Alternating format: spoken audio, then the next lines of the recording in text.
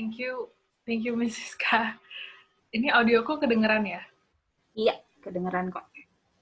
Thank you so much Tante Erly dan panitia acara ini juga. Thank you Bunda juga yang sudah merekomendasikan aku untuk mengisi acara ini.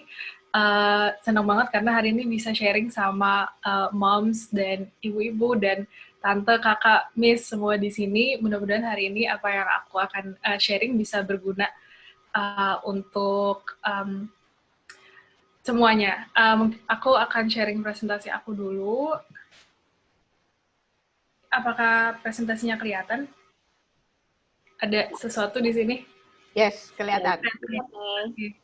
Ya, jadi seperti yang tadi Mrs. katakan, aku di sini, aku ini logo Tabu, yaitu organisasi yang aku dirikan bersama teman-teman aku tahun 2017.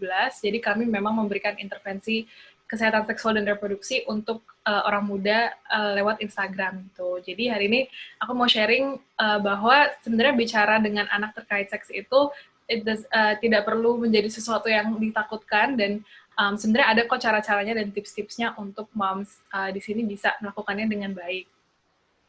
Mungkin aku juga sedikit disclaimer di awal aja. Jadi hari ini aku akan berbicara berdasarkan dengan ilmu-ilmu kesehatan masyarakat. Jadi semuanya memang berdasarkan penelitian sebelumnya dan berdasarkan dengan best practice yang selama ini sudah dijalankan di dunia pendidikan dan juga kesehatan masyarakat. Jadi misalnya nanti ada sesuatu yang mungkin tidak sesuai dengan nilai moms di sini, mungkin itu nanti bisa direfleksikan kembali. Jadi nanti yang aku katakan tidak perlu langsung ditelan mentah-mentah, tapi bisa dipikirkan kembali, mungkin didiskusikan dengan grup, ditentukan apakah sesuai dan apakah akan diaplikasikan di dalam keluarga. Tapi nanti aku akan do my best untuk menjelaskan kenapa direkomendasikannya seperti ini, begitu. Nah, jadi banyak yang tanya ke aku sebenarnya selama aku beberapa kali workshop dan seminar ini, sebenarnya tempat utama anak-anak itu belajar tentang pendidikan seks atau kesehatan seksual dan reproduksi, yang singkatannya itu KESPRO ya. Jadi di mana sih tempat terbaik untuk mereka belajar tentang KESPRO ini? Aku sebenarnya selalu jawab keluarga dan terutama orang tua ya, karena seperti yang kita ketahui, anak-anak itu kan belajar apapun tentang tentang gimana cara ngomong, gimana cara makan dan lain-lain, itu semua dari keluarga dan apalagi dari orang tua. Dan juga ini juga termasuk kesehatan seksual dan reproduksi. Jadi tempat utama buat aku yang paling penting justru adalah di keluarga. Karena ketika anak sudah mempunyai basis yang kuat dari keluarga, itu juga akan mendukung perkembangannya dan pengetahuannya nanti ketika dia sudah di sekolah dan ketika dia dewasa gitu. Jadi senang banget juga, tapi di sini komunitas moms ini juga bikin webinar ini berarti sudah ada kesadaran bahwa memang keluarga adalah tempat yang sangat penting untuk pendidikan seks gitu. Nah, mungkin sebelum aku masuk ke materinya, aku akan jelasin sedikit dulu sebenarnya tujuan pendidikan KESPRO ini tuh apa sih. Nah, kalau ini aku ambil dari berdasarkan panduan pendidikan kesehatan seksual dan reproduksi yang dikeluarkan oleh PBB, yaitu Perserikatan Bangsa-Bangsa atau bahasa Inggrisnya United Nations. Jadi, tujuan pendidikan KESPRO itu adalah sebenarnya untuk membekali anak dan orang muda dengan pengetahuan, sikap, dan keterampilan yang akan membantu mereka untuk, nah, di sini aku mau stop dulu dan aku mau highlight bahwa yang coba dibekali itu nggak cuma pengetahuan, tapi juga sikap dan keterampilan. Jadi, anak dan orang muda itu tidak cukup hanya tahu, tapi dia juga harus punya sikap, nilai-nilai, dan juga dia harus punya keterampilan untuk taking care of themselves, gitu. Nah, yang mereka bisa lakukan tuh apa sih? Ini ada beberapa poin di sini. Yang pertama itu mereka akan dibantu untuk memastikan dan menjaga kesehatan, kesejahteraan, dan harga diri mereka. Lalu kedua, ini mereka juga harus bisa menjalani hubungan sosial dan hubungan seksual dan hubungan romantis yang menghormati satu sama lain. Mereka juga harusnya bisa berpikir tentang bagaimana pilihan-pilihan mereka itu bisa berpengaruh ke kesejahteraan diri mereka dan orang lain. Dan yang terakhir, ini dilakukan untuk memastikan pemenuhan hak-hak selama hidup mereka. Jadi ketika kita mikir hak-hak, ketika kita membicarakan hak-hak, mungkin seringnya yang dibicarakan itu hak-hak orang dewasa. Tapi sebenarnya anak dan orang muda, remaja itu juga punya hak untuk diberikan pengetahuan, diberikan informasi yang mereka bisa pakai untuk menjaga diri mereka sendiri gitu. Jadi memang pendidikan Kespro ini salah satunya untuk memenuhi hak-hak anak dan remaja ini gitu. Nah, kalau misalnya ditanya ini, emangnya isu-isu yang termasuk dengan seks, isu-isu termasuk dengan kesehatan seksual dan reproduksi itu apa aja sih? Jadi sebenarnya banyak banget ya, moms. Jadi nggak cuman hal-hal yang biologis seperti pubertas, tentunya, tapi pubertas adalah bagian dari itu, tapi juga semua hal yang aku list di sini. Jadi ada pubertas, tentunya ada juga kebersihan dan kesehatan organ reproduksi, itu salah satu yang paling dasar, salah satu yang paling basic ya. Lalu ada juga kehamilan, dan juga kehamilan tidak diinginkan, jadi unintended pregnancy. Ada juga infeksi menular seksual. Jadi sekarang memang terminologinya bukan lagi penyakit menular seksual, tapi infeksi menular seksual. Citra diri itu juga termasuk. Citra diri itu maksudnya body image, jadi bagaimana anak itu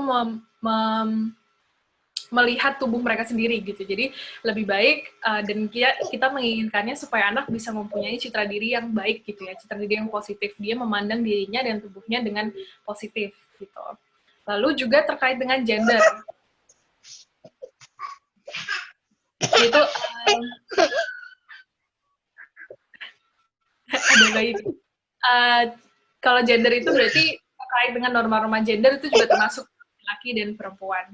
Lalu yang mungkin lebih serius juga itu ada tentang kekerasan seksual dan juga kekerasan berbasis gender. Ada juga tentunya pornografi dan juga seks daring. Apalagi sekarang semuanya sudah pindah ke online dan juga anak-anak makin dari usia yang sangat muda itu udah pakai gadget, udah pakai gawai, udah pakai laptop, iPad dan lain-lain. Jadi elemen-elemen Kespro yang online seperti pornografi dan seks daring itu juga perlu didiskusikan gitu. Lalu tentunya juga ada tentang hubungan romantis. Jangan kok. Ada suaranya. Bagian dari kesehatan seksual dan reproduksi, dan juga yang terakhir ada juga terkait dengan aktivitas seksual gitu. Jadi memang there are so many things yang termasuk dalam kesehatan seksual dan reproduksi, sehingga ketika kita memberikannya hanya pendidikan tentang biologinya aja, tentang gimana cara bersihin, tentang kalau pubertas itu payudaranya mulai tumbuh, nah itu sebenarnya tidak cukup gitu, karena ada banyak hal di sini, di list ini yang mestinya tercakup dalam pendidikan kesehatan seksual dan reproduksi gitu. Nah, jadi untuk hari ini aku akan mendiskusikan beberapa prinsip yang perlu dilakukan ya dalam memberikan pendidikan kesehatan seksual dan reproduksi. Lalu setelah prinsip-prinsip itu nanti aku akan membahas kira-kira rentang umur itu perlu diberikan pengetahuannya apa sih gitu. Nah, ini bagian yang pertama. Jadi apa aja sih prinsip-prinsip pendidikan Kespro? Karena prinsip-prinsip ini perlu diperhatikan ya, Moms, karena pendidikan Kespro yang negatif itu justru walaupun diberikan pendidikan, tapi kalau pendidikan yang negatif itu justru akan membuat anak dan remaja itu justru nggak bagus gitu buat mereka. Jadi ketika kita memberikan pendidikan pun kita harus melihat karakteristiknya itu seperti apa. Nah, yang pertama, yang pasti ya, kita harus memberikan informasi yang akurat. Jadi kayak, tadi kan tujuan pendidikan Kespro itu untuk membekali anak dan remaja dengan pengetahuan. Jadi jangan sampai kan pengetahuan yang kita berikan itu salah gitu ya. Dan sayangnya memang di dalam masyarakat Indonesia, karena kesehatan seksual itu masih sangat tabu, jadi ada banyak banget mitos-mitos yang berseliweran di masyarakat gitu ya, apalagi yang online itu banyak banget hoax-hoax tentang kesehatan seksual dan reproduksi. Misalnya, ada banyak lah, mungkin aku nggak bisa mikir sekarang, tapi there are so many things kalau misalnya kita melihat.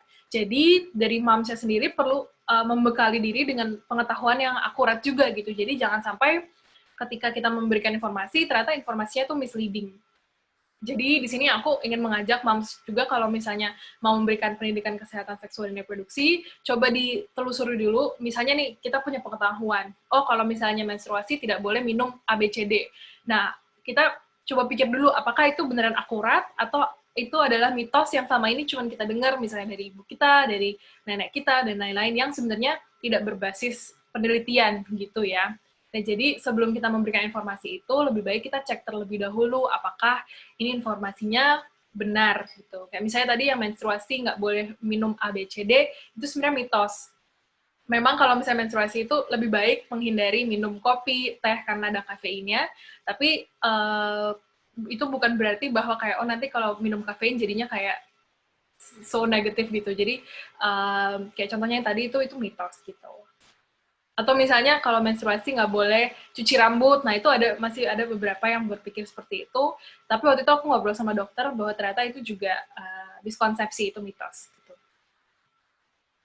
Lalu yang kedua, karakteristik pendidikan seksual yang baik itu adalah pendidikan yang terbuka, tidak menghakimi dan bereaksi secara berlebihan. Nah, apalagi nih untuk remaja ya, moms, karena kan kalau misalnya lagi remaja itu anak-anak mungkin jadi lebih nggak terbuka dengan orang tua atau mungkin malu-malu, dan mungkin anak-anak itu juga punya banyak kebingungan dan kekhawatiran tentang diri sendiri dan kehidupan mereka, sehingga jangan sampai ketika kita memberikan pendidikan seks itu kita melakukannya dengan menghakimi. Kalau misalnya kita menghakimi itu justru nanti takutnya anak dan remaja jadi menutup diri dan tidak mau lagi mendengar atau berdiskusi dengan kita, dan itu kan kita nggak mau seperti itu. Jadi lebih baik kalau misalnya memberikan informasi-informasi itu kita santai aja, kita jangan terlalu, kalau misalnya anak juga nanya sesuatu yang bikin kita kaget ya, mungkin kita juga jangan bereaksi secara berlebihan, dan kita bereaksi dengan santai aja, dengan natural, dan terima bahwa memang anak-anak itu punya banyak curiosity atau ingin tahu tentang hal-hal yang berbau seksual gitu. Jadi ini salah satu prinsip yang paling penting sih menurut aku, karena ini yang akan membangun lingkungan, membangun situasi yang positif, supaya anak itu mau terbuka dengan kita, gitu. Jadi jangan sampai ketika anak nanya sesuatu, itu nanti kita tiba-tiba kayak, kok kamu nanya kayak gitu sih? Kamu belajar dari mana tuh? Bla bla bla bla bla. Nah, itu lebih baik dihindari, gitu. Lalu, yang ketiga, walaupun tadi aku bilang memang lebih baik ini lingkungannya terbuka ya, tapi kita juga jangan sampai melakukan paksaan untuk anak langsung terbuka dengan kita gitu, karena mungkin anak itu juga udah tahu dan udah menginternalisasi bahwa hal-hal yang berbau seks itu tabu dan dia malu-malu dan awkward. Jadi mungkin memang butuh waktu untuk anak bisa terbuka dengan kita. Jadi jangan sampai kita maksa, karena kalau kita maksa nanti takutnya justru anaknya makin nggak mau lagi cerita. Jadi yang lebih baik dilakukan adalah untuk dari sananya sudah bangun lingkungan yang terbuka tadi itu, supaya in the first place anak-anak itu juga merasa nyaman ketika terbuka sama kita. Dan juga lebih baik untuk kita coba dorong keterbukaan anak dengan membagikan cerita dari moms atau orang tua sendiri gitu. Jadi mungkin bisa cerita-cerita tentang dulu bagaimana sih moms atau orang tua atau ayah itu mengalami pubertas, contohnya cita-cita dari diri sendiri dulu, sehingga nanti si anak bisa mengikuti gitu. Ketika dia lihat, oh ibuku juga nggak malu-malu kok cerita tentang ini, mestinya dia akan juga melihat bahwa oh ya, aku mestinya nggak usah malu-malu juga cerita ke mama atau ayah gitu. Nah, ini juga yang penting banget juga, mungkin ini juga connected sama yang tadi ya, yang tidak menghakimi. Jadi, memang dalam pendidikan seks itu juga dianjurkan untuk kita mendengarkan, mencoba memahami, dan juga berempati dengan anak kita gitu. Keep in mind bahwa ketika anak itu apalagi mulai remaja, ketika mulai pubertas, itu mereka memang mengalami banyak sekali perubahan yang mungkin akan membuat mereka juga sangat stres. Mereka juga nggak tahu kayak kenapa kok tubuhku jadinya seperti ini, kenapa kok kayaknya aku mulai suka sama si temen aku yang ini. Jadi mereka ada banyak kekhawatiran dan stres juga gitu dengan perubahan-perubahan yang mereka alami. Jadi sangat penting untuk orang tua bisa menjadi ruang yang aman buat anak-anak cerita, dan juga buat anak-anak bertanya gitu ya. Jadi apalagi ketika mereka lagi cerita tentang isu-isu yang mereka sedang alami, lebih baik kita mendengarkan dengan aktif, mencoba memahami, dan juga coba berempati deh dengan mereka. Kira-kira kalau misalnya kita lagi ada di posisi mereka, dulu mungkin ketika kita remaja, gimana sih, apa yang kita harapkan dari orang tua kita lakukan gitu. Jadi mungkin dengan berempati, kita jadi bisa lebih memenuhi kebutuhan mereka dengan lebih baik gitu. Jadi mungkin di sini yang aku tadi lupa katakan adalah, jadi mestinya memang pendidikan seks dari orang tua itu nggak hanya satu arah gitu ya, Mam. Jadi nggak cuma dari ibu ke anak atau orang tua ke anak, tapi kita juga perlu mendengarkan feedback, mendengarkan cerita dari mereka. Jadi it's a two-way street gitu. Nah, ini juga salah satu yang penting. Dari tadi semua penting sih sebenarnya. Nah, ini pendidikan seks itu prinsipnya harus bisa membekali anak dengan keterampilan berpikir kritis dan mengambil keputusan yang bertanggung jawab. Kalau misalnya berdasarkan observasi aku, seringnya itu, berdasarkan observasi aku di masyarakat Indonesia ya, seringnya itu orang tua ketika memberikan pendidikan seks, mereka itu hanya bilang, pokoknya tidak boleh berhubungan seksual, tidak boleh ciuman sebelum menikah, titik. Nah, memang itu kan sedang mengkomunikasikan nilai. Memang kalau mengkomunikasikan nilai-nilai itu perlu, dan it's a good thing, tapi kita tidak boleh hanya sampai segitu aja gitu. Karena dengan seperti itu, kita tidak membuat dan tidak melatih anak untuk berpikir kritis. Kenapa sih memangnya nggak boleh? Kenapa sih lebih baik tunggu setelah menikah baru melakukan aktivitas tersebut?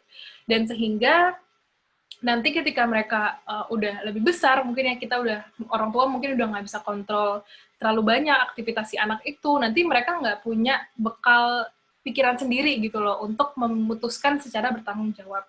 Jadi memang kita tidak bisa membekali anak hanya dengan kata tidak, atau kita cuma bilang, ya pokoknya karena mama bilang enggak, jadi nggak boleh gitu. Nah itu tidak kurang melatih kemampuan anak untuk berpikir kritis. Gitu.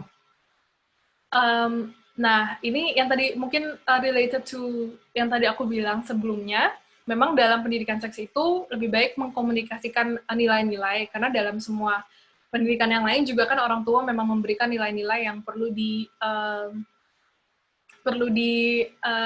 internalisasi juga oleh anak.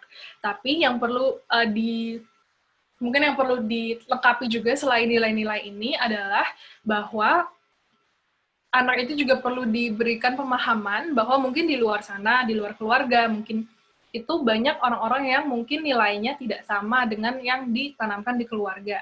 Itu juga termasuk dengan seksualitas dan pendidikan seks dan kesehatan seksual. Jadi mungkin nanti ketika anak, misalnya ini kita ngomong sama anak ya, jadi misalnya ketika kamu nanti temenan sama banyak orang, mungkin kamu akan melihat, oh ternyata orang-orang lain itu nilai-nilainya nggak sama dengan aku, dan nggak sama dengan yang di keluarga.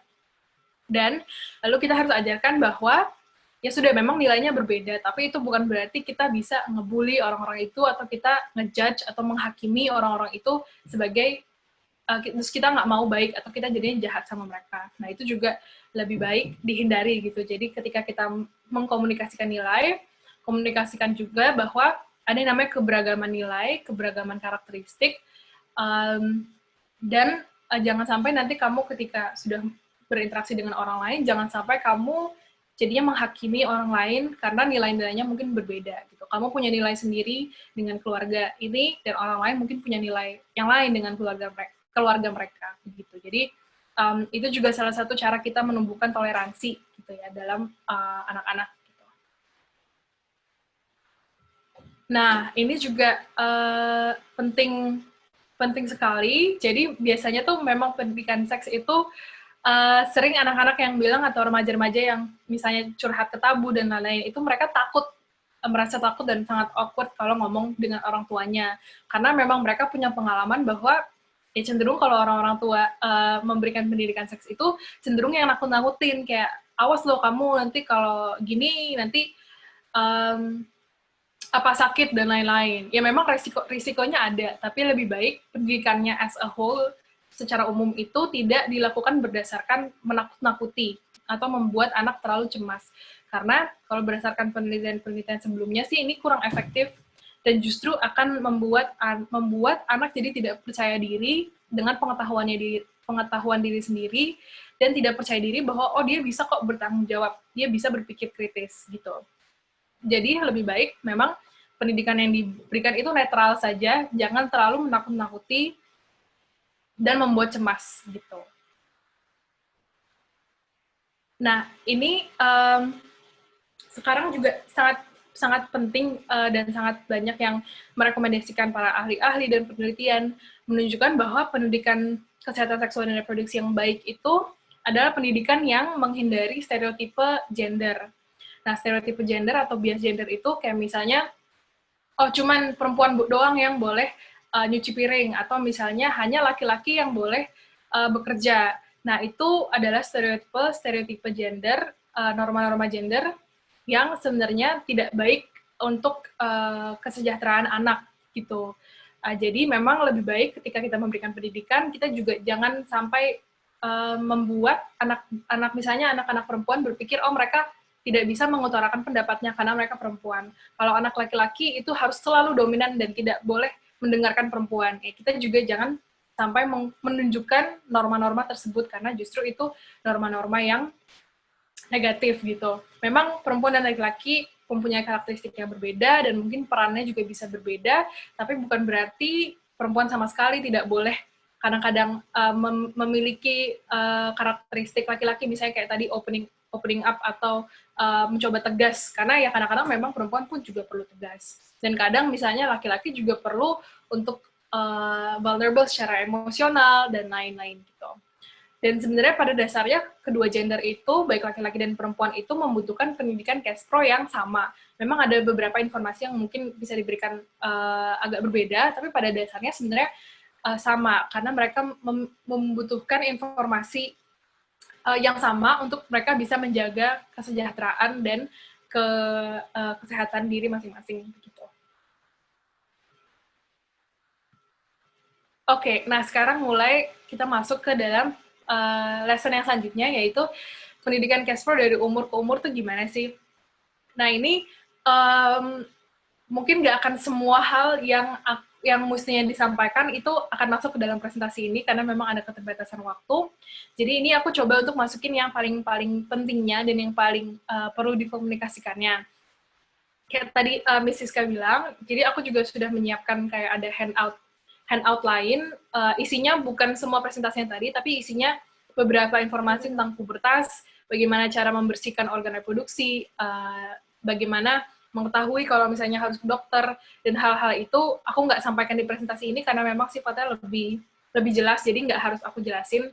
Kalau misalnya Moms lihat di handout aja itu mestinya sudah cukup. Jadi nanti setelah presentasi ini, nanti mungkin akan dikirim oleh Tante Erli ke para Moms. Gitu. Jadi, aku akan mulai dari umur 0 sampai 2 tahun. Nah, jadi banyak juga yang nanya, biasanya orang-orang tua banyak yang nanya, mestinya pendidikan seksual itu mulainya dari umur berapa? Nah, sebenarnya jawabannya dari ahli-ahli dan dari panduan selama ini adalah mestinya sedini mungkin, bahkan dari 0 sampai 2 tahun itu kalau misalnya anak udah bisa memahami beberapa kata-kata, itu sudah bisa gitu. Dan yang perlu kita pahami juga di sini bahwa ini mungkin kalau misalnya tadi nggak terlalu kelihatannya. Nah ini, jadi memang ada kemungkinan bahwa anak itu suka memegang organ reproduksinya, karena itu terasa enak. Nah, ini bukan berarti mereka sudah mengerti tentang seks ya, Moms. Jadi, tentunya mereka belum mengerti tentang seks, tapi mereka simply suka pegang itu karena itu hanya terasa enak saja. Tapi mereka tidak tahu, oh itu ada kaitannya dengan seks. Karena ini masih bayi gitu ya. Jadi, kalau misalnya kita melihat, kok anak kita kayak megang-megang misalnya penisnya atau vaginanya, itu jangan panik, jangan pikir bahwa oh dia udah ngerti seks, tapi enggak, itu dia hanya memegang karena sensasinya terasa enak gitu. Nah, tapi di sini bukan berarti semua anak juga akan seperti itu ya, tapi ada memang anak yang mungkin bisa seperti itu gitu. Lalu, mungkin banyak juga yang tidak tahu bahwa anak dan bayi laki-laki itu bisa dapat ereksi dan masturbasi. Tadi masturbasi mungkin yang aku sebutkan tadi barusan ya, mungkin dia kayak memegang penisnya gitu, karena terasa enak. Mereka juga bisa mendapat ereksi. Tapi, sekali lagi, itu tidak terkait dengan seksualitas gitu. Jadi mereka mereka bukannya mikirin hal-hal yang aneh-aneh lalu mereka seperti itu, tapi itu simply karena biologisnya saja. Lalu bayi perempuan dan anak perempuan itu juga vaginanya bisa terlubrikasi. Yang itu adalah salah satu indikasi terangsang secara seksual. Tapi sekali lagi itu bukan berarti mereka sedang memikirkan hal-hal yang porno gitu ya. Ini memang biologisnya yang bisa memungkinkan adanya hal-hal seperti itu. Lalu yang perlu mungkin untuk usia ini karena mereka belum bisa terlalu banyak memahami banyak hal, jadi simply ajarkan saja nama biologis dari organ reproduksi, yang laki-laki penis dan yang perempuan vagina dan vulva. Nah, ini penting juga untuk kita tidak menggunakan nama-nama lain untuk mengajarkan organ-organ itu gitu. Jangan sampai kita bilang penis itu burung, lalu vagina itu sesuatu yang lain. Karena kita perlu memberikan informasi yang akurat nih. Oh, ini nama biologisnya adalah penis, ini namanya adalah vagina dan vulva. Ini aku juga sering mendapatkan teman-teman orang tua yang mereka nggak mau mengenalkan nama reproduksi, nama organnya beneran karena tabu dan karena malu. Padahal ini suatu yang sangat penting gitu ya. Jangan sampai karena nanti ketika anak misalnya udah berinteraksi dengan yang lain, terus ada nama-nama tersebut disebut, mereka juga nanti nggak paham gitu apa sih penis itu apa sih gitu. Dan untuk yang perempuan mungkin ini juga penting. Jadi bagian organ reproduksi itu ada vagina dan ada vulva. Kalau vulva itu bagian yang di luarnya. Jadi kalau vagina itu yang bagian di dalamnya itu gitu. Nah, jadi ini dua hal yang berbeda sebenarnya ya. Jadi di yang bagian luar itu adalah vulva, lalu yang bagian dalam itu adalah vagina. Jadi dua-duanya lebih baik diberitahu ke anak gitu. Nah, lalu lanjut ke yang 2-5 tahun. Nah, untuk yang 2-5 tahun ini, Moms, jadi pada umumnya anak-anak ini juga sudah tumbuh nih rasa-rasa penasaran tentang hal-hal yang seksual. Misalnya tentang kayak, dari mana sih kok bisa ada bayi? Aku tuh dari mana sih? Gitu. Jadi, mungkin jangan kaget juga kalau misalnya sudah ada pertanyaan-pertanyaan tersebut gitu. Lalu, mungkin di sini kita juga bisa ajarkan bahwa organ reproduksi laki-laki dan perempuan itu berbeda. Dan ini yang membuat perbedaan antara laki-laki dan perempuan. Kalau laki-laki yang penis, kalau yang perempuan vagina gitu. Lalu di sini juga kita bisa, dan penting sekali untuk mulai ajarkan bahwa organ reproduksi itu sifatnya privat. Tidak boleh diperlihatkan ke orang lain, maksudnya orang lain itu orang lain di luar orang tua ya, dan di depan publik.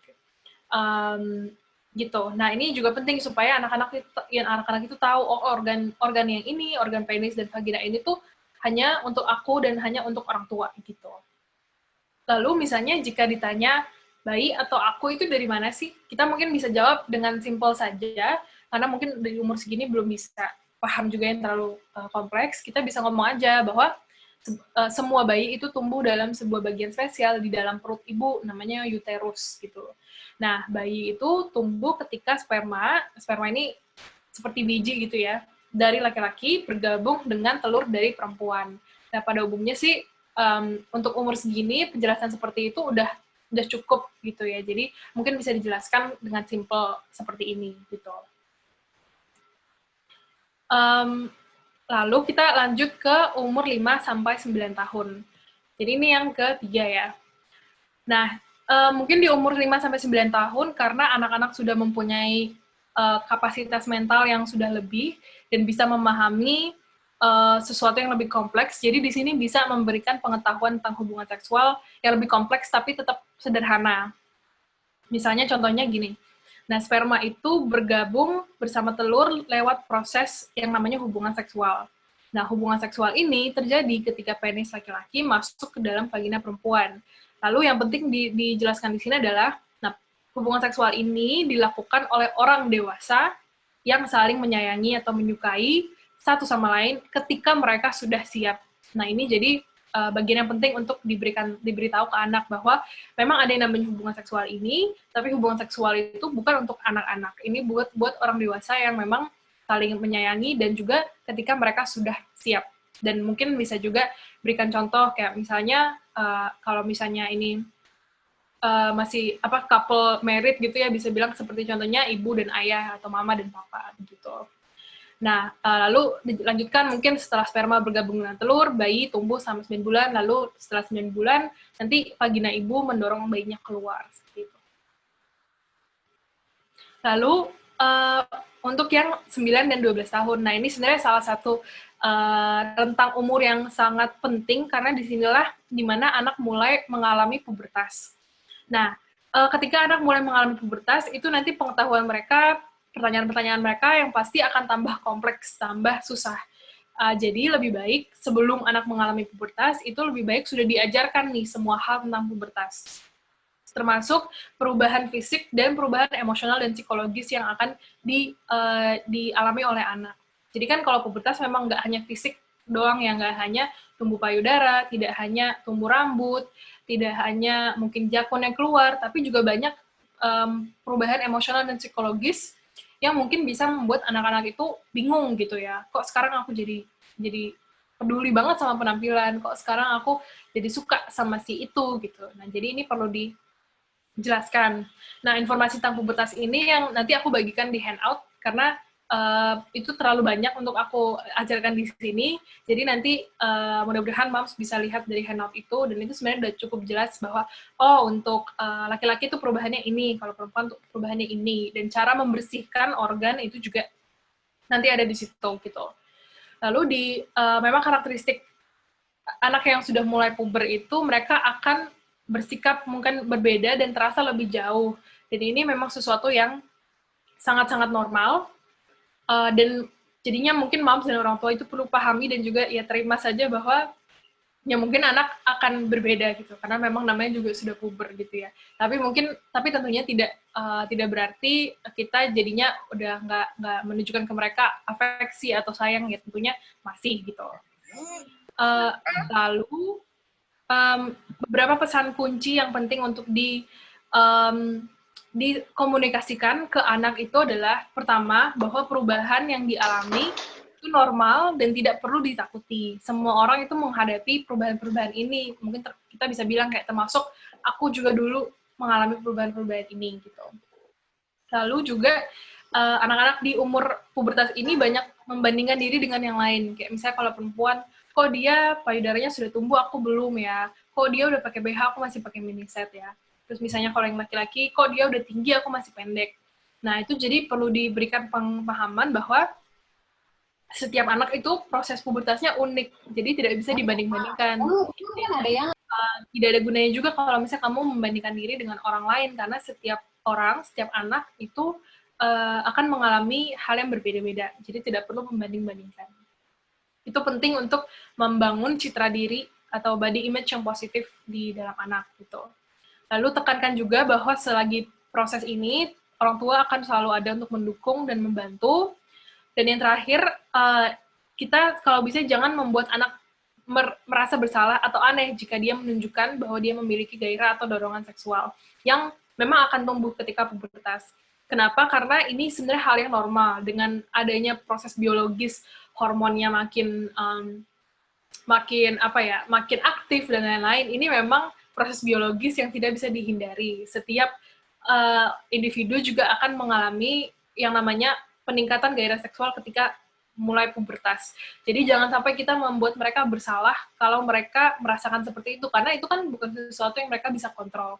Everyone experiences it. Jadi kalau bisa kita jangan kita jangan menyalahkan mereka. Karena kan sebenarnya yang penting di sini adalah bagaimana mereka bisa mengendalikan dan bagaimana mereka bisa menghadapi gairah itu dengan baik dan yang dengan cara yang sesuai dengan nilai-nilai yang ditanamkan di keluarga. Jadi jangan sampai kita make them feel guilty for something yang they actually don't have any control over gitu. Mereka tidak bisa mengontrol pubertas ini, ya jadi jangan kita salahkan. Gitu. Lalu ini mulai ke 12 dan 14 tahun. Nah, anak-anak umur 12 sampai 14 tahun ini sudah mesti diberikan pemahaman tentang gimana sih caranya menjalin hubungan dengan orang lain. Nah, menjalin hubungan dengan orang lain ini bukan hanya pacaran saja atau bukan hanya hubungan romantis, tapi juga hubungan pertemanan dan persahabatan. Nah, itu perlu diberikan pemahaman gitu ya. Dan yang perlu dijelaskan di sini adalah bahwa hubungan dengan orang lain, baik itu romantis ataupun hanya teman, yang baik adalah hubungan yang menghormati, menghargai, dan membantu satu sama lain menjadi pribadi yang lebih baik. Ini tanda-tanda hubungan yang positif. Nah, jika ada dalam hubungan yang menyakiti, baik fisik maupun emosional, jadi dua-duanya itu sama-sama penting, dan atau membuat satu pihak tidak nyaman, itu bukan tanda hubungan yang baik, dan itu bisa termasuk bullying atau kekerasan. Jadi ini perlu diberikan juga pemahaman ke anak, karena mungkin mereka juga, kalau misalnya mereka nggak tahu ada konsep hubungan yang baik, hubungan tidak baik, ini mereka mungkin jadinya akan tetap dalam hubungan yang tidak baik, dan mereka juga nggak akan cerita ke orang tua, dan mereka mungkin nanti they grow up, mereka tumbuh, dan mereka merasa bahwa, oh itu hubungan yang kayak gitu tuh sah-sah saja, itu nggak apa-apa, karena dari dulu memang udah seperti itu. Nah, kita perlu komunikasikan bahwa, oh itu bukan hal yang baik, gitu ya. Ini juga menjadi dasar untuk nanti ketika mereka sudah lebih dewasa, mungkin mereka mulai pacaran dengan serius, jadinya mereka juga punya konsep pacaran yang baik, bahwa kalau pacaran itu harus menghargai, menghormati satu sama lain, tidak boleh menyakiti, gitu. Lalu juga kalau misalnya anak mengalami bullying atau kekerasan, itu perlu beritahu orang tua. Itu juga perlu diberitahu sedini mungkin, karena banyak anak-anak yang menjadi korban kekerasan atau korban bullying itu takut untuk cerita ke orang tua, mereka takut untuk mengemukakan pengalaman mereka. Jadi lebih baik dari awal kita sudah bilang bahwa pokoknya kalau kamu merasakan kekerasan atau apa, itu penting banget untuk kamu cerita ke mama, ke papa, dan lain-lain gitu. Itu 12 sampai 14 tahun. Nah, ini juga masih 12 dan 14 tahun, karena ini mungkin sudah lebih kompleks, jadinya perlu informasi yang lebih banyak. Nah, anak umur 12 dan 14 tahun itu umumnya udah cukup tertarik sama yang namanya pacaran atau menjalin hubungan romantis dengan orang lain.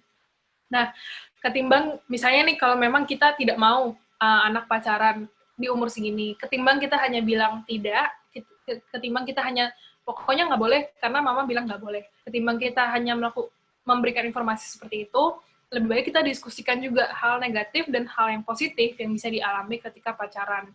Kenapa? Karena kita jadinya juga mengajak anak untuk berpikir kritis dan berpikir untuk dirinya sendiri. Oh, kenapa sih kira-kira di dalam usia ini aku mendingnya nggak usah pacaran dulu, misalnya supaya bisa fokus sekolah dan lain-lain. Dibandingkan dengan kalau misalnya dia cuma dibilang pokoknya nggak boleh titik. Nah itu anak jadinya nggak punya pemahaman yang baik gitu. Lalu, dan ini juga terkait dengan dorongan atau gairah seksual. Dan ini juga mungkin anak-anak juga banyak yang sudah memiliki keinginan untuk bisa memuaskan gairah dan dorongan ini. Nah, ini perlu di-acknowledge. Jadi ini perlu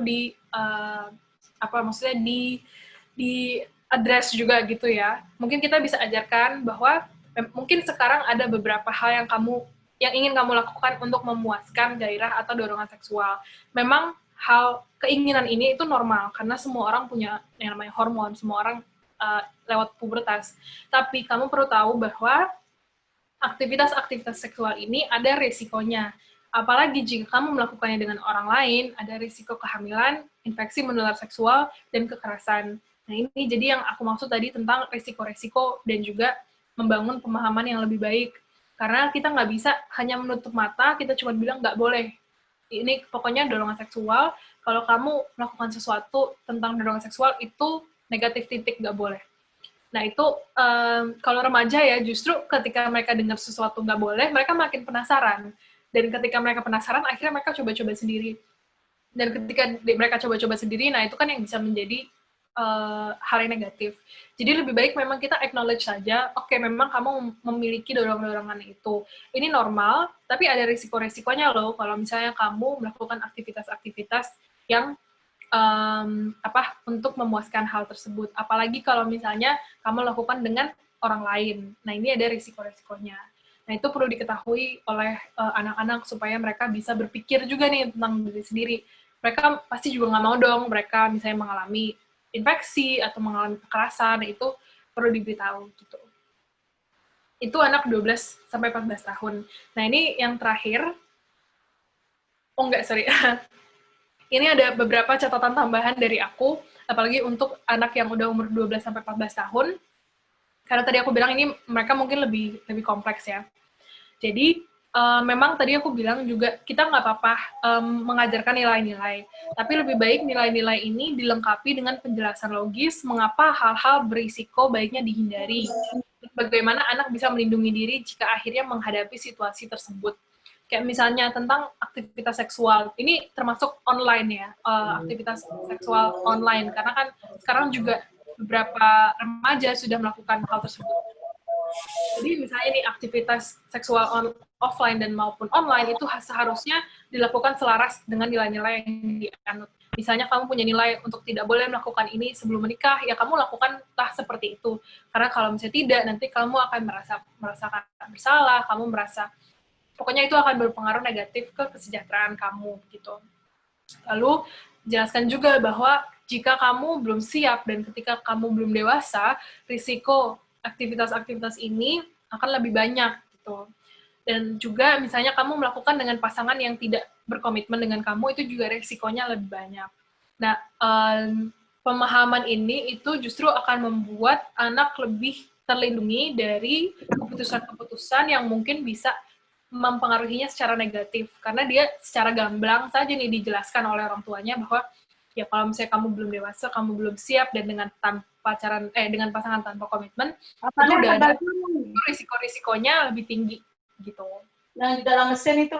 Lalu terkait di umur segini juga mungkin udah bisa jelaskan tentang pornografi. Yang poin penting tentang pornografi itu adalah untuk pertama mungkin menjelaskan dulu nih apa sih pornografi. Jadi mungkin bisa jelaskan bahwa di TV atau mungkin majalah dan apalagi di internet ya, terkadang ada gambar atau video yang menunjukkan bagian tubuh private atau bagian tubuh privasi atau orang-orang yang berhubungan seksual. Ini namanya pornografi.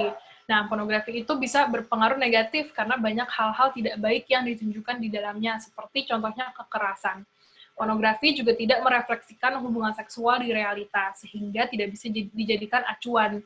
Jadi, selain kita bilang bahwa pornografi itu tidak baik, kita juga jelaskan kenapa pornografi itu tidak baik, dan realitanya tuh tentang si pornografi itu gimana sih. Karena kita tidak bisa menutup mata juga bahwa ya kadang kita nggak bisa mengontrol anak kita itu terpapar dengan apa gitu ya. Misalnya dia lagi ini anak kita, ngomong as if aku udah punya anak, tapi maksudnya anak in general, anak misalnya dia lagi ke rumah temennya, kita juga nggak tahu di situ dia terpapar dengan apa. Jadi daripada kita menutupi ada yang namanya pornografi ini, justru lebih baik kita memberikan informasi ke mereka sehingga ketika mereka misalnya tiba-tiba melihat karena nggak sengaja atau satu dan lain hal, mereka tahu mindset-nya yang baik itu apa tentang pornografi gitu. Nah, lalu BAMS ini adalah untuk rentang umur yang terakhir, yaitu 14 sampai 17 tahun. Karena kalau udah di atas 18 itu kan sebenarnya udah dianggap dewasa. Nah, itu semua yang tadi itu juga udah berlaku buat mereka gitu. Jadi kalau ini untuk 14 dan 17 tahun. Nah, ini aku memberikan informasi sedikit tentang survei yang dilakukan secara nasional di Indonesia.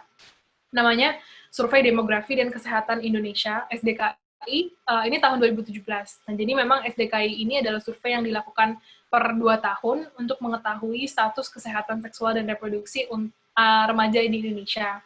Nah, kalau berdasarkan data mereka, itu adalah 2% perempuan, usianya 15-24 tahun ya, 2% perempuan dan 8% laki-laki sudah berhubungan seksual. Jadi kalau misalnya perempuan itu secara signifikan lebih rendah daripada laki-laki. Dan mayoritas dari perempuan dan laki-laki ini sebenarnya mereka ketika mereka sudah berhubungan seksual, mereka melakukannya pertama kali pada usia 15-17 tahun. Jadi kalau perempuan hampir 60%, kalau laki-laki hampir 75%. Mereka melakukannya pada usia 15-17 tahun. Itu di mana mereka masih remaja. Nah, jadi memang pada kenyataannya, realitanya, ada banyak anak-anak remaja yang mereka ketika berhubungan seksual, mereka melakukannya ketika mereka masih 15-17 tahun. Berarti mungkin itu bahkan masih hidup bersama dengan orang tua. Jadi kita nggak bisa menutup mata bahwa memang ada orang-orang muda dan remaja yang sudah melakukan hubungan seksual. Oleh karena itu, para ahli panduan-panduan pendidikan Kespro dan bahkan juga kurikulum nasional yang sekarang sedang dikembangkan tentang pendidikan kesehatan seksual dan reproduksi itu menganjurkan bahwa untuk usia SMA 14-17 tahun itu mereka harus tahu yang namanya kontrasepsi. Nah, karena sebenarnya sooner or later, apalagi kalau misalnya mereka nonton TV, nonton film, dan lain-lain, mereka akan tahu yang namanya kontrasepsi itu apa. Dan daripada mereka mengetahui sendiri, daripada mereka mengetahui dari teman yang mungkin informasinya belum tentu akurat, daripada mereka melihat dari TV gitu ya, mendingan mereka mendapatkan informasi itu dari orang tua. Jadi kontrasepsi itu menjadi salah satu hal yang penting untuk dibicarakan di umur segini. Nih, terkait dengan kontrasepsi, ada beberapa poin yang mungkin perlu diberitahu. Pertama, mungkin dijelaskan juga itu kontrasepsi itu apa. Jadi kontrasepsi adalah alat atau metode yang digunakan untuk mencegah terjadinya kehamilan. Meski begitu, mayoritas kontrasepsi tidak 100% efektif. Kebanyakan kontrasepsi itu tidak 100% efektif bisa melindungi dari kehamilan tidak diinginkan gitu ya. Lalu bisa dikatakan bahwa satu-satunya metode kontrasepsi yang 100% efektif adalah pantang berhubungan seksual. Jadi memang kalau misalnya mau terlindungi 100% dari resiko-resiko seperti kehamilan atau infeksi menular seksual, itu adalah pantang berhubungan seksual. Makanya itu yang menjadi rekomendasi, makanya itu yang lebih baik dilakukan oleh kamu gitu misalnya. Lalu informasi yang setelah ini juga perlu diberikan. Kita perlu menjelaskan bahwa salah satu-satunya alat kontrasepsi yang bisa melindungi dari kehamilan dan infeksi menular seksual adalah kondom gitu. Itu ada beda ya, jadi ada yang metode, ada yang alat. Karena kan kontrasepsi ada yang hanya metode saja, tapi ada juga yang menggunakan alat. Nah, kalau satu-satunya alat yang bisa melindungi dari kehamilan dan infeksi itu memang hanya kondom gitu. Nah, ini mungkin catatan dari aku bahwa memberikan informasi tentang kontrasepsi itu tidak sama dengan mendorong anak untuk berhubungan seksual. Karena kan kita juga memberitahu ke mereka bahwa tidak ada kontrasepsi ini yang 100% efektif kecuali kalau kamu memang pantang berhubungan seksual. Sehingga ini bukan berarti kita sedang mendorong mereka ya udah kamu nggak apa-apa berhubungan seksual, yang penting pakai kondom. Tidak seperti itu nggak sama gitu ya. Dan penelitian sebelumnya juga sudah menunjukkan bahwa memberikan pengetahuan tentang kontrasepsi dan kondom itu tidak membuat remaja menjadi lebih ingin berhubungan seksual. Jadi kondom ini perlu diberikan sebagai pengetahuan supaya dia tahu bahwa ada sesuatu yang bisa dipakai untuk melindungi diri dari kehamilan dan infeksi menular seksual. Dan bahkan di kurikulum-kurikulum yang sedang dikembangkan di Kementerian Pendidikan, Kementerian Kesehatan pun kata-kata kontrasepsi dan kondom itu sudah dijelaskan untuk yang SMA gitu. Jadi sooner or later nanti juga ketika misalnya di sekolah mereka juga akan mendengar tuh kata kontrasepsi dan kondom itu. Jadi lebih baik ya dari orang tua saja dijelaskan gitu. Lalu ini ada catatan tentang kekerasan seksual. Karena kekerasan seksual ini sekarang makin marak ya, moms mungkin kalau membaca berita atau membaca di media sosial, ada banyak kasus-kasus kekerasan seksual, bahkan terhadap anak di bawah umur juga cukup banyak. Nah, jadi yang perlu kita jelaskan ke mereka adalah ini. Pertama, definisinya kekerasan seksual. Jadi, kekerasan seksual itu termasuk tindakan apapun, yaitu berarti fisik, non-verbal, dan verbal. Jadi nggak cuma fisik aja, tapi juga kata-kata, bercandaan, body language gitu ya, yang sifatnya seksual, dan membuat korban merasa tidak nyaman, baik offline ini ada typo, baik offline maupun online. Jadi kekerasan seksual itu bisa terjadi baik di dalam media sosial, di internet, dan juga offline. Dan mereka perlu mengetahui bahwa ketika ini sudah membuat korban merasa tidak nyaman, itu udah kekerasan seksual. Sehingga mereka bisa lebih tahu kapan mengidentifikasi adanya kekerasan seksual. Nah, ketika anak menjadi korban, kita ada beberapa hal di sini yang lebih baik dihindari ya, atau justru harus dihindari.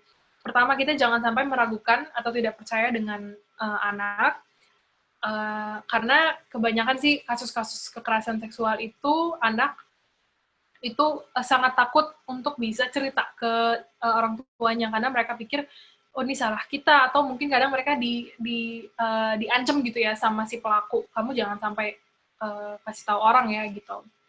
Jadi ketika dia udah cerita ke kita itu justru adalah sesuatu yang sangat-sangat positif gitu ya, bahwa oh dia berani untuk menceritakan hal ini gitu. Lalu kita juga jangan sampai menyalahkan, seperti kata-kata misalnya, emang kamu pakai baju apa? Atau kamu sih yang deket-deket sama dia, kamu sih yang nggak bilang enggak, atau kan mama udah bilang jangan ke situ.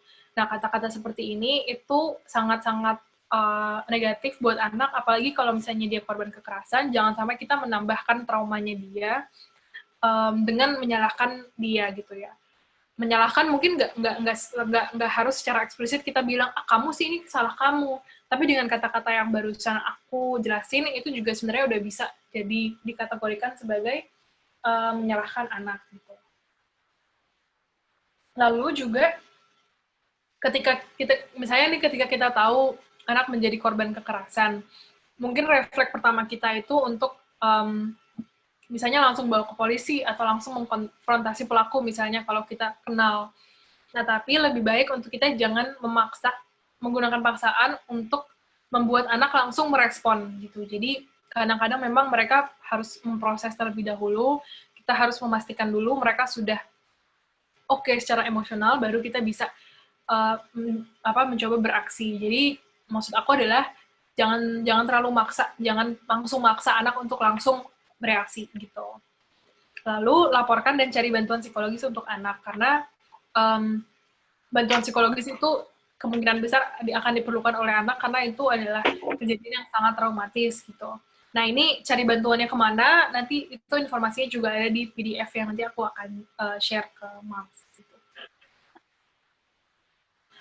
Catatan juga tentang kekerasan seksual, misalnya untuk ini terkait dengan gender, jadi laki-laki dan perempuan. Mungkin bisa dijelaskan juga bahwa kebanyakan kekerasan seksual itu dialami oleh perempuan. Tapi bukan berarti laki-laki tidak bisa mengalami kekerasan seksual. Karena baik laki-laki dan perempuan tuh bisa. Dan kadang-kadang juga ada semacam stigma ke laki-laki yang mengatakan dirinya adalah korban kekerasan seksual. Banyak laki-laki yang nggak mau mengaku atau nggak mau melaporkan kejadian tersebut karena mereka nanti takut ketika mereka melaporkan itu mereka dinilai kupu atau kayak masa gitu doang nggak kuat sih. Nah, itu juga perlu diluruskan bahwa baik perempuan dan laki-laki itu punya hak untuk tidak mengalami kekerasan seksual ini, dan keduanya itu bisa melaporkan. Pokoknya kekerasan seksual baik ke perempuan dan laki-laki itu sangat-sangat negatif dan ya gitu. Jadi jangan sampai kita memberikan ide bahwa hanya perempuan yang bisa mengalami kekerasan. Nah, mungkin setelah semua informasi yang tadi aku berikan, ada beberapa moms atau orang tua yang berpikir kayak kalau misalnya aku mendiskusikan ini, apakah nanti justru akan mendorong anak untuk mau berhubungan seksual. Nah, di sini mungkin aku mau menjelaskan bahwa banyak penelitian yang sudah menunjukkan justru pendidikan CASPRO yang komprehensif seperti yang tadi aku katakan itu tidak mendorong anak untuk berhubungan seksual. Justru penelitian menunjukkan bahwa pendidikan yang komprehensif itu justru membuat anak menunda aktivitas seksual yang mereka lakukan, dan mereka juga lebih aman terkait dengan CASPRO-nya. Justru kalau misalnya pendidikan seksual yang hanya bilang tidak, yang hanya bilang pokoknya kamu nggak boleh berhubungan seksual sama sekali sebelum menikah titik. Justru itu ditunjukkan itu tidak efektif untuk membuat anak jadi lebih bertanggung jawab dan memilih untuk tidak berhubungan seksual sebelum menikah gitu. Jadi mungkin moms di sini bisa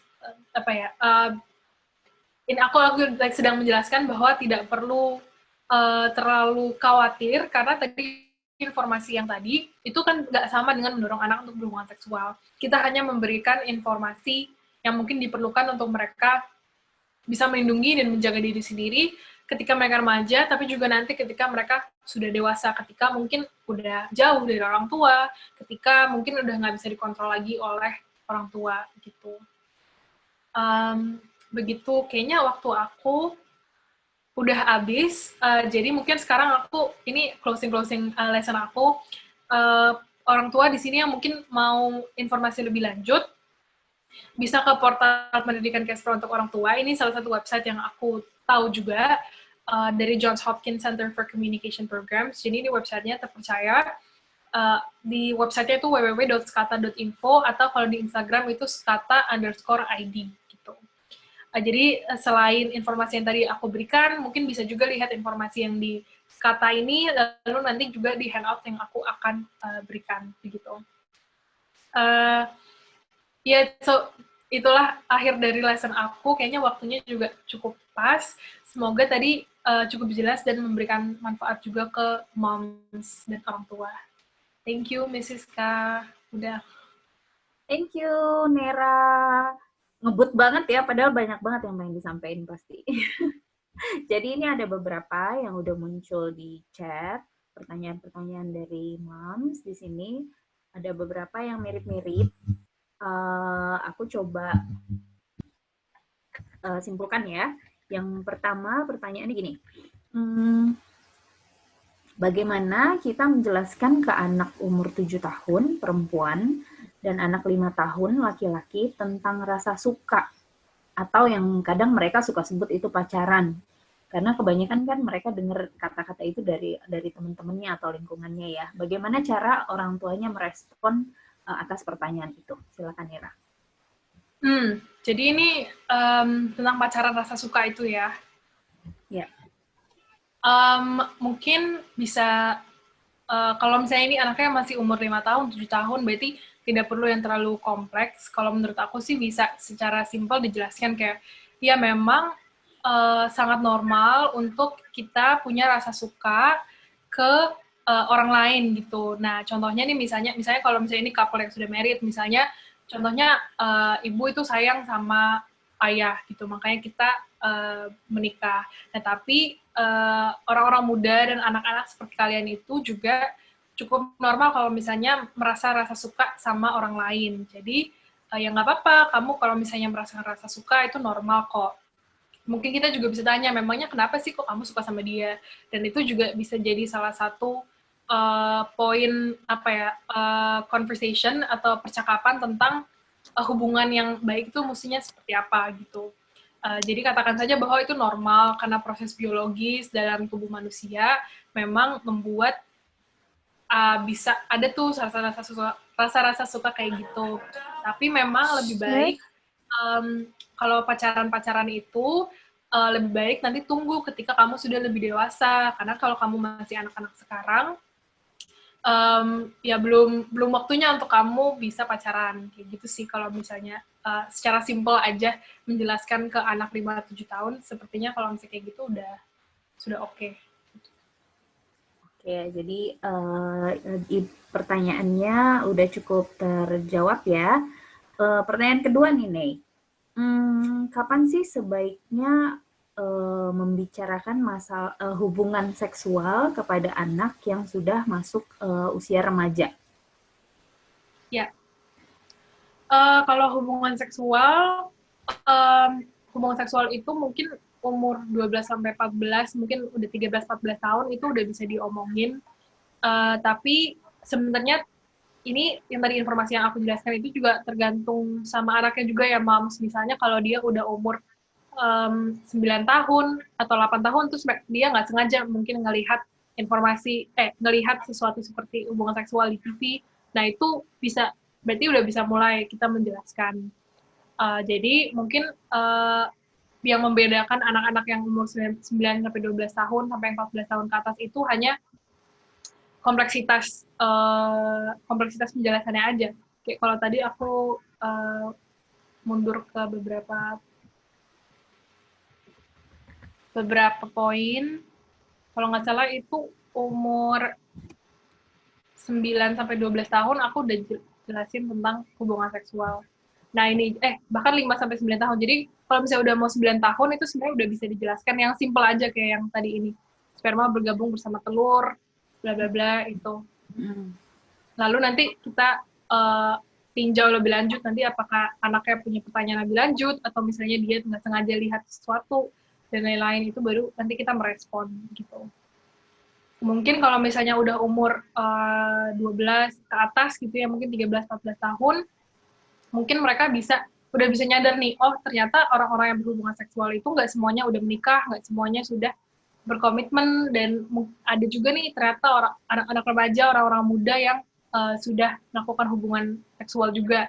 Nah di situ baru kita mungkin bisa menjelaskan lagi bahwa memang ada di luar sana orang-orang yang melakukan hubungan seksual ketika masih remaja dan tanpa maksud aku ketika pasangannya belum berkomitmen. Memang ada yang seperti itu, tapi itu berisiko karena bla bla bla bla bla. Lalu nanti kita bisa jelaskan tuh risikonya apa aja gitu. Jadi mungkin kayak gitu kan. Berarti tetap harus dijelaskan resikonya ya, supaya anak Ya. juga lebih aware ya. Hmm. Oke, sekarang pertanyaan selanjutnya nih. Bagaimana cara menjelaskan kepada anak umur 2 tahun jika dia bertanya tentang penisnya?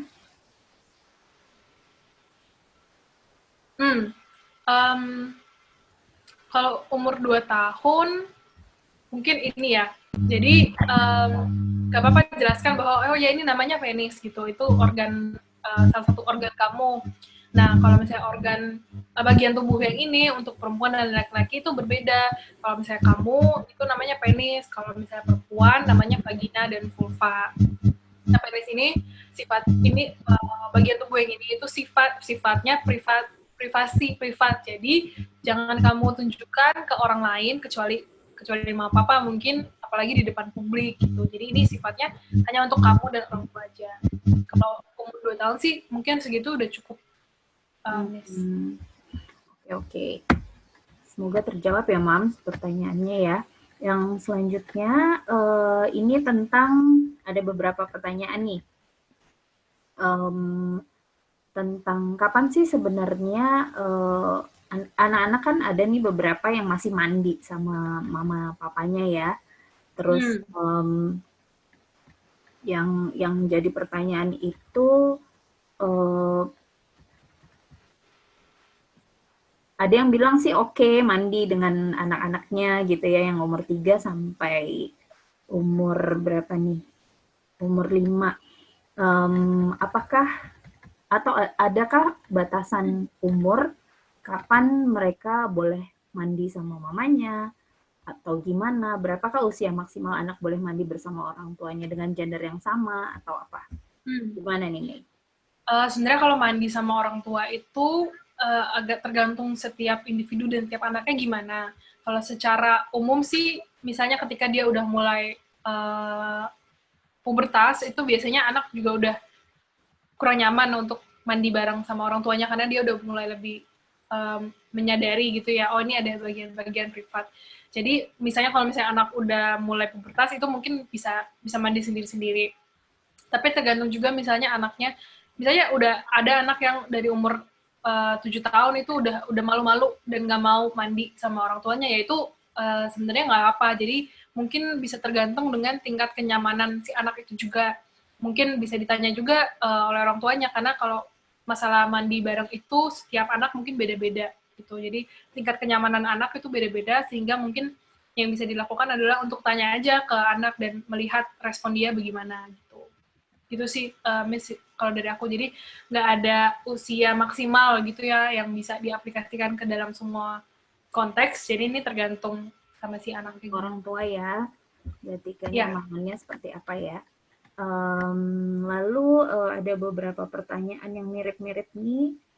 Kalau anak saya kira-kira umur 10 tahun, terus dia tanya bagaimana caranya sperma dan telur bertemu. Ini luar biasa banget loh, anak 10 tahun nanya sperma dan telur bertemu. Berarti ibunya udah atau I don't know ya, mungkin udah pernah mendengar sebelumnya. Gimana sih caranya menjelaskan ke anak umur 10 tahun caranya bertemunya sperma dan telur? Gitu, nah, mungkin ini bisa dijawab dengan teks yang ini ya, yang cara menjelaskan hubungan seksual dengan sederhana. Bisa mengatakan ini mungkin sperma bergabung bersama telur lewat proses hubungan seksual. Nah, hubungan seksual ini ketika penis laki-laki masuk ke vagina perempuan. Dan hubungan seksual ini biasanya dilakukan oleh orang dewasa yang saling menyayangi dan menyukai satu sama lain ketika mereka sudah siap. Gitu aja sih, kalau untuk umur 10 tahun biasanya itu sudah cukup. Udah cukup ya, maksudnya segitu dulu cukup ya, takutnya terlalu abstrak nanti mereka malah banyak banyak bertanya ya, malah jadi curious ya. Ada lagi, tunggu aku lihat ya yang mirip-mirip nih karena banyak banget nih. Bagaimana orang tua menanggapi jika anaknya sudah ketahuan melihat konten porno, atau bahkan di sini udah ada yang addict dengan si konten porno ini. How to respond mungkin ya, how to respond. Responnya mungkin akan sangat berbeda ya, kalau misalnya dia baru ngelihat sekali atau beberapa kali dengan kalau yang sudah addicted atau adiksi, nah itu akan sangat berbeda karena tingkatnya kan berbeda.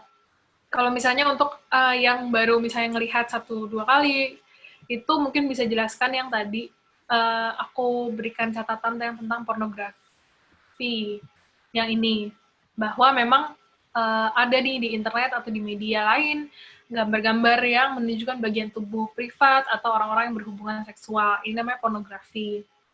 Tapi lalu jelaskan kenapa pornografi itu negatif, dan kenapa kamu nggak bisa, kalau apalagi kalau udah terlanjur dia ngelihat ya, kita bisa katakan juga bahwa pornografi itu tidak merefleksikan hubungan seksual di realita dengan akurat, jadi tidak bisa dijadikan acuan. Gitu sih.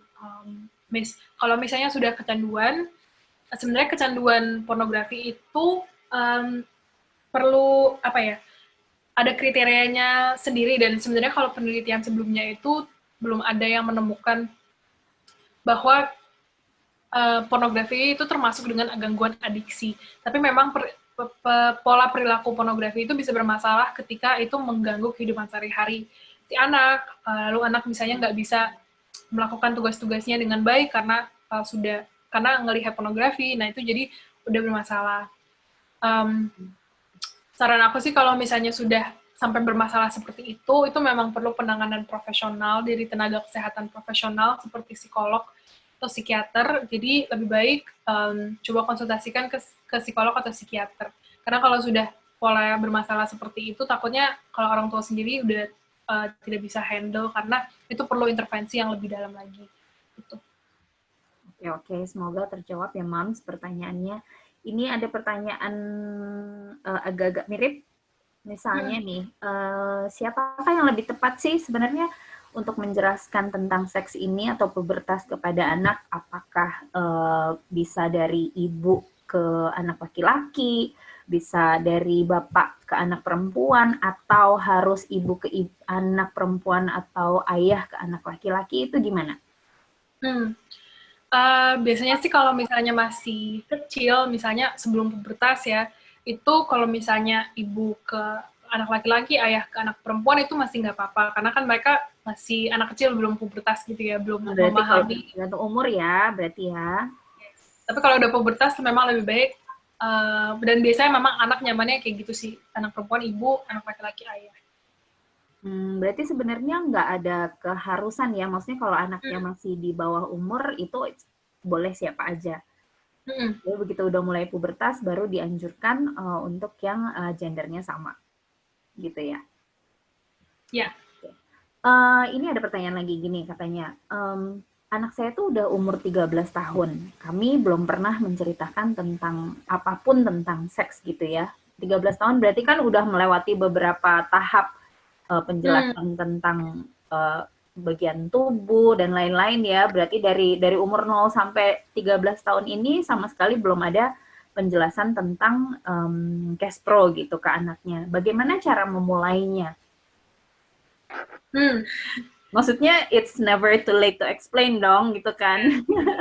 Sekarang 13 tahun orang tuanya mungkin ngeri-ngeri sedep nih. Udah umur 13 tahun gitu kan. Jadi gimana sih caranya untuk explain ini ke anaknya? Kalau misalnya udah 13 tahun, mestinya sih si anak itu udah punya pemahaman sedikit ya tentang organ reproduksi dan seks itu, bahwa seks itu tabu, seks itu biasanya dilakukan oleh orang yang sudah menikah. Jadi mungkin bisa dimulainya ini tergantung si anaknya itu apakah sudah menunjukkan kalau dia udah paham, dia sampai segimana pahamnya. Tapi mungkin bisa dimulai dengan bilang aja kayak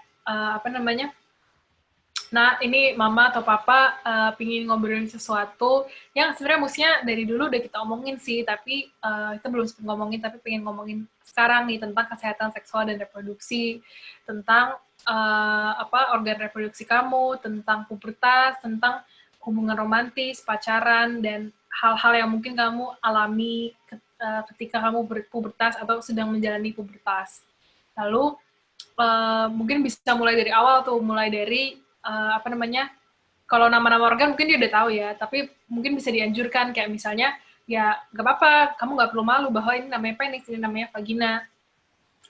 Lalu habis itu mulai tuh masuk ke penjelasan tentang pubertas, itu apa dan apa saja hal-hal yang bisa dialami. Dan ketika menjelaskan pubertas itu, karena si anaknya udah melewati juga, lalu bisa relate ke beberapa hal yang misalnya dia sudah alami.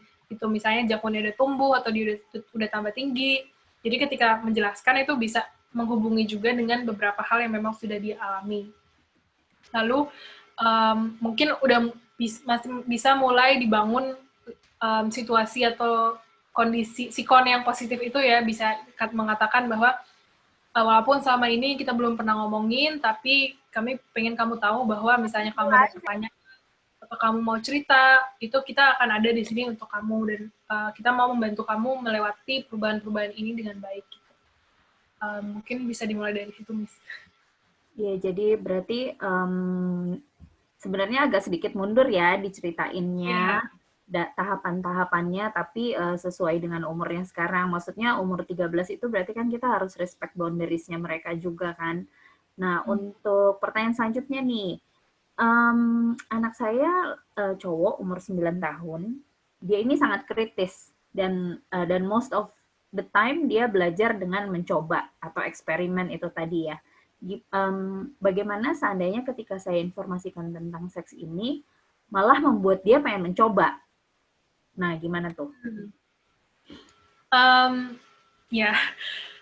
Sebenarnya bisa ditanggulangi dengan tadi menjelaskan tentang risiko-risikonya, apa sih hubungan seksual ini, tentang si risiko-risiko hubungan seksual ini. Jadi memang harus dijelaskan mungkin secara detail dan cukup ditegaskan dan ditekankan di bagian risikonya ini, bahwa ada banyak risiko yang bisa kamu alami kalau misalnya kamu belum siap, lalu kamu melakukan hal ini gitu.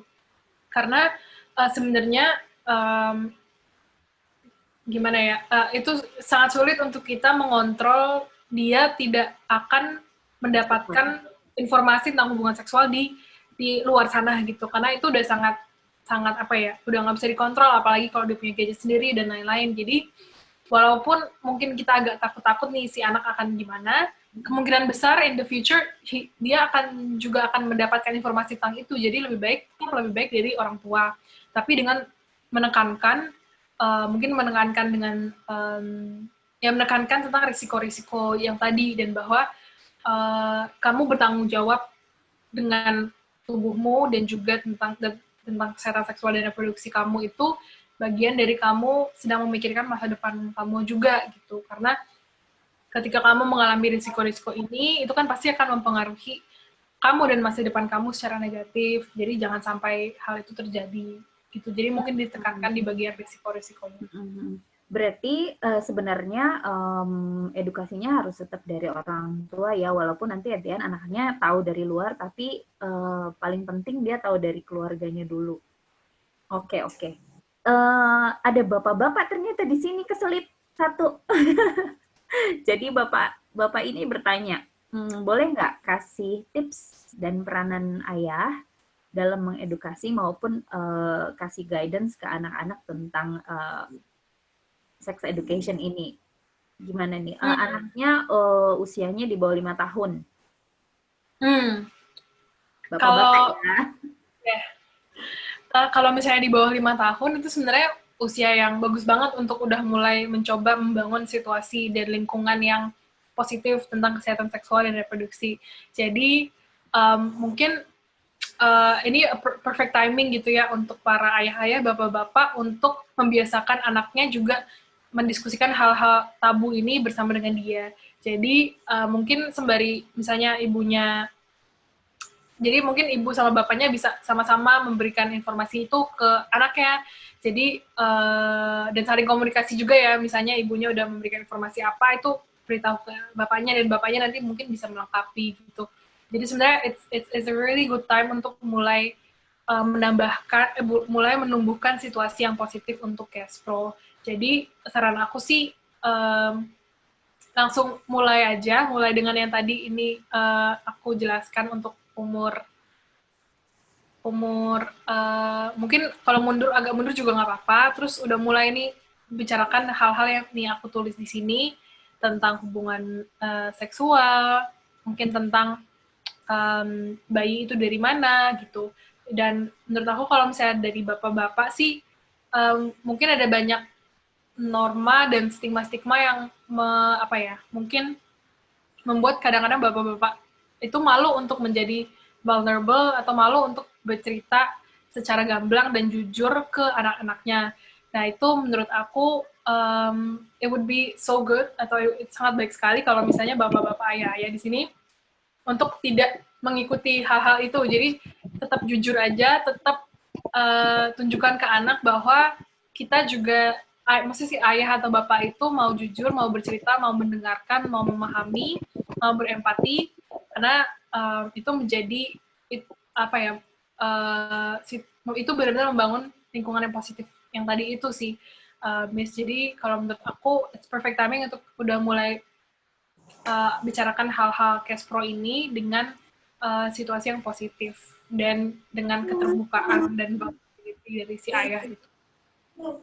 Berarti butuh kerjasama ya yang baik di antara orang tua ya, bapak dan ibunya. Ini ada pertanyaan lagi nih. Anak saya usia 9 tahun. Dia udah mulai menanyakan tentang menstruasi. Mungkin dia pernah lihat mamanya mungkin ya, tapi dengan membahasakan ada darah yang keluar, karena kan biasanya konotasi darah itu berarti ada yang sakit kan. Nah, pada saat menstruasi itu anaknya bilang ada darah yang keluar dari tempat pipis. Nah, saya hanya jawab dengan gini, oh ya kalau perempuan kalau memang sudah remaja ya harus mengalami hal itu. Tapi mohon petunjuk nih bagaimana cara menjelaskannya dengan baik atau supaya nggak menjadi abstrak nanti ke anak perempuannya. Anak perempuan ya, kalau misalnya baru pubertas, sebenarnya yang tadi dijelaskan itu udah cukup oke bahwa memang perempuan itu ketika sudah pubertas, ketika sudah mulai remaja, itu mengalami satu proses yang namanya menstruasi. Nah, jadi menstruasi itu proses biologis yang terjadi setiap bulan. Jadi makanya memang setiap bulan itu akan keluar darah dari dari tubuh si perempuan. Mungkin bisa jelaskan juga bahwa kan waktu itu mungkin mama udah pernah jelaskan bahwa bayi itu tumbuh di dalam perut perempuan gitu kan. Nah, jadi proses menstruasi itu salah satu proses yang berhubungan dengan adanya bayi itu di dalam perut mama. Jadi kalau misalnya tidak ada bayi di dalam perut si mama atau ibu itu setiap bulan nanti organ reproduksi perempuan akan mengeluarkan si darah itu yang menandakan bahwa perempuan itu tidak hamil. Nah, kalau misalnya perempuan yang lagi hamil berarti ada bayi di dalam perutnya, itu nanti menstruasinya darahnya tidak akan keluar gitu. Mungkin bisa dijelaskan kayak gitu. Pertama tentang hubungannya dengan kehamilan yang tadi dan hubungannya dengan ada bayi di dalam perutnya si ibu gitu. Lalu mungkin ini juga bisa nanti, biasanya kalau umur segitu nanti udah dijelaskan juga di pelajaran biologi di sekolahnya. Jadi mungkin bisa lihat juga beberapa textbook biologi atau nggak buku biologi si anak itu, lalu gunakan informasi yang ada di textbook itu untuk menjelaskan lebih lanjut tentang menstruasi. Karena kalau menstruasi agak sulit kalau misalnya cuma ngomong doang, biasanya sih perlu gambar gitu. Iya ya, kadang kan mereka taunya berdarah itu karena sakit gitu kan. Nah sementara kan ini mungkin yang dia lihat adalah ibunya mengalami itu dari bulan ke bulan gitu kan. apakah ibu saya lagi sakit atau gimana. Nah, memang ini agak pelik ya untuk menceritakannya, untuk sampeinnya ke anak-anak. Nah, thank you buat jawabannya. Aku terbantu juga nih. Ada satu pertanyaan lagi gini. Saya punya anak perempuan umur 5 tahun. Saya melihat memang dia udah mulai menunjukkan suka explore dengan badannya, terus menuju ke arah vagina dan mengarah ke masturbasi. Saya yakin dia belum mengerti tentang hal ini, tapi dari tindakannya vaginanya suka dia tempel-tempelin ke ujung kursi, terus digoyang-goyang. Ibu ini bertanya, apa sih yang perlu saya lakukan ketika saya melihat hal tersebut? Maksudnya tadi kan Nera udah jelasin juga, kita juga nggak boleh terlalu reaktif ya ketika anak itu sedang explore. Karena pernah dilarang nih sama mamanya bahwa vaginanya itu bisa sakit, tapi dia tetap saja lakukan. Dan dia lakukan itu diam-diam. Gimana nih Nei untuk mengatasi kedilemaan ibu ini? Oke, berarti memang udah pernah dibilang bahwa vaginanya nanti sakit, lalu tapi masih terus lanjut ya. Bahkan diam-diam. Ya, kalau misalnya itu memang agak tricky ya. Mungkin memang perlu diomongin lagi yang lebih serius. Jadi coba ini umur 5 tahun ya tadi. Mungkin memang harus duduk sama-sama si anak ini dengan serius dan jelaskan lagi bahwa misalnya bilang kayak, ya ibu atau mama tahu kamu masih tetap melakukan itu, tapi diem-diem nggak di belakang mama, dan jelaskan lagi bahwa memang kalau misalnya sekarang rasanya tuh enak dan lain-lain, tapi itu tuh kalau misalnya kamu masih kecil, jadi kamu nggak ngerti, nanti takutnya itu benar sakit dan kamu harus ke rumah sakit, kamu harus ketemu dokter gitu. Jadi kan jangan sampai seperti itu. Jadi mungkin bisa ditekankan lagi bahwa nanti kamu akan mengalami hal-hal yang nggak enak gitu. Kamu akan mengalami hal-hal yang ingin kamu hindari. Jadi makanya walaupun misalnya mama tahu itu berasa enak di kamu, jadi jangan lakukan lagi ya. Walaupun kamu kalau misalnya diam-diam pun jangan dilakukan. Jadi mungkin coba bisa diomongin secara serius untuk menunjukkan ke anak itu bahwa memang si ibu ini serius gitu. Lalu coba dilihat misalnya kalau udah diulang berkali-kali, lalu si anaknya masih tetap melakukan hal yang sama, mungkin bisa konsultasi juga ke psikolog atau tenaga kesehatan profesional lainnya, karena mungkin perlu advice dari expert yang lebih advance lagi. Karena kalau udah di 1 kali 2 kali dikasih tahu nggak bisa, mungkin perlu intervensi yang lebih dalam. Oke ya, karena kan di sini juga dibilang udah pernah dikasih tahu bahkan konsekuensinya apa, tapi malah dilakukannya diam-diam ya. Oke, semoga ini membantu ya Ibu jawabannya. Terus ada lagi anak saya, ini pertanyaan yang lain. Anak saya udah 14, 15, 19. Tapi kalau ditanya bilang nggak ada yang suka, baik dia suka orang atau suka sama dirinya sendiri karena takut diledekin sama saudara-saudaranya. Jadi bilang nggak ada yang dia suka. Terus gimana caranya supaya saya bisa terbuka dengan mereka? Padahal kalau dari temennya bilang ada yang suka sama dia gitu. Maksudnya mungkin kalau aku lihat di sini anaknya mungkin nggak terbuka ya. Jadi dia bilang nggak ada yang suka atau nggak ada yang baik gitu ya. Mungkin kalau misalnya tips dari aku sih, ini kan anaknya ada 3 ya. Ada yang umurnya beda-beda. Nah, karena mereka mungkin pasti malu-malu kalau diomongin di depan satu sama lain, berarti kayaknya memang harus ngomongnya one-on-one, jadi privat gitu dengan setiap anak. Dan kalau misalnya memang mereka masih belum mau untuk membicarakan di depan mamanya atau papanya, ya nggak apa-apa, bilang aja bahwa oke, tapi mama atau papa pengen kamu tahu bahwa kita mau dengerin kok kalau misalnya kamu mau terbuka dengan hal ini, justru kita senang kalau misalnya kamu mau cerita. Tapi kalau misalnya memang nggak ada, atau kalau kamu belum mau cerita sekarang, ya udah nggak apa-apa. Tapi mama atau papa pengen tetap membicarakan nih, apa sih hubungan pacaran yang baik dan yang tidak baik itu seperti apa, supaya ya mungkin kalau sekarang kamu nggak butuh, nanti mungkin di masa depan kamu butuh. Itu jadi mungkin kalau misalnya memang si anaknya belum mau ngaku, kita jangan terlalu memaksa, tapi kita tetap berikan saja pelajarannya as if dia memang beneran mengalami hal itu, dan kita ngomongnya nggak apa-apa, ini kita ngajarin kamu untuk nanti di masa depan gitu. Jadi si anak itu tetap mendapatkan ilmunya, tapi dia nggak perlu terpaksa untuk menceritakan sesuatu yang mungkin dia belum siap.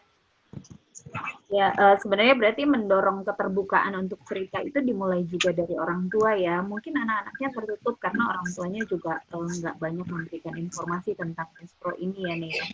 Ada lagi pertanyaan lain, gimana caranya menjelaskan batasan kontak fisik antara anak yang berbeda ataupun sama gender? Maksudnya mungkin pelukan atau udah sampai kasih kiss gitu kali ya? Batasan kontak fisik berarti antara anak-anak. Sama gender ya, tapi ya tante berarti perempuan sama perempuan gitu ya. Walaupun sama gender. Ya. Kalau misalnya sama gender sih mungkin ini tergantung setiap keluarganya tuh gimana. Karena mungkin misalnya nih si anak perempuan, terus anak perempuan lihat misalnya mamanya sama teman mamanya sama temannya mamanya ini suka pelukan gitu. Jadi mungkin dia lihat bahwa memang kalau misalnya sesama gender itu biasanya orang bisa lebih touchy gitu ya, bisa lebih bebas kalau kontak fisik dengan orang lain gitu. Lalu bisa jelaskan misalnya kalau misalnya deket-deketan atau misalnya pelukan itu masih normal. Kalau misalnya cium pipi itu tergantung sama orangnya, tapi biasanya cium bibir tuh enggak gitu. Tapi yang perlu diketahui adalah walaupun sesama gender pun ada juga orang yang tidak suka kalau misalnya di touch gitu ya, atau dipegang. Nah, jadi untuk orang-orang seperti itu kamu juga harus menghormati batasannya dia. Jangan sampai misalnya kamu punya teman cewek, tapi teman cewek itu emang nggak suka dipegang-pegang, terus kamu merasa nggak apa-apa itu untuk pegang-pegang karena dia sesama cewek. Nah, jangan sampai gitu juga. Kamu harus juga lihat orangnya tuh gimana. Gitu sih paling kalau dari aku. Aku kadang suka lihat gini, ada anak-anak yang, ini benar atau enggak, aku nggak tahu ya, ini pengalaman pribadi. Ada anak-anak yang orang tuanya minta, ayo tuh peluk dulu tantenya, ayo peluk dulu omnya, mau pamitan misalnya kayak gitu. Ayo cium dulu tantenya, cium dulu omanya, kayak gitu. Menurut Nera gimana? Is it okay? Maksudnya anak ini kan pasti melihat bahwa affection itu bisa dia sampaikan melalui pelukan, dari sentuhan ya, karena mereka juga harus terstimulasi sensorinya. Tapi ketika diminta untuk memeluk, diminta untuk mencium misalnya gitu, itu oke nggak sih orang tua mengapa ya? Kalau aku sih kesannya seperti memaksakan, mau pamit pulang cium dulu, peluk dulu gitu loh. Oke nggak sih ini?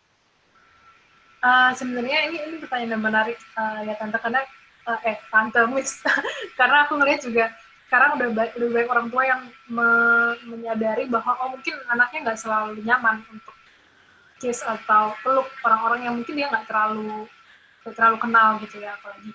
Jadi sebenarnya kalau aku cukup setuju dengan Miss Siska, kayak kita nggak bisa memaksakan anak untuk secara fisik nyaman berdekatan dengan orang yang mungkin dia nggak terlalu kenal. Jadi mungkin kita bisa tanyain juga ke anaknya, kayak mungkin kalau misalnya ibu bapak ya itu udah pasti udah oke lah ya. Cuman kalau misalnya om atau tante bisa tanyain kayak, kamu suka nggak kalau misalnya, atau misalnya kamu oke nggak kalau misalnya peluk om ini, kalau misalnya anaknya bilang misalnya dia sebenarnya nggak mau atau nggak nyaman, ya berarti kita mungkin hindari. Oke, berarti harus tanya dulu ya nih, maksudnya tanya dulu nih, kamu mau nggak peluk oma kalau misalnya kamu pamit, atau om ini atau tante ini. Kita harus respect mereka juga ya, keputusannya ada di mereka. Jangan ayo cepetan peluk nggak gitu, marah terus ujung-ujungnya mamanya marah karena nggak peluk.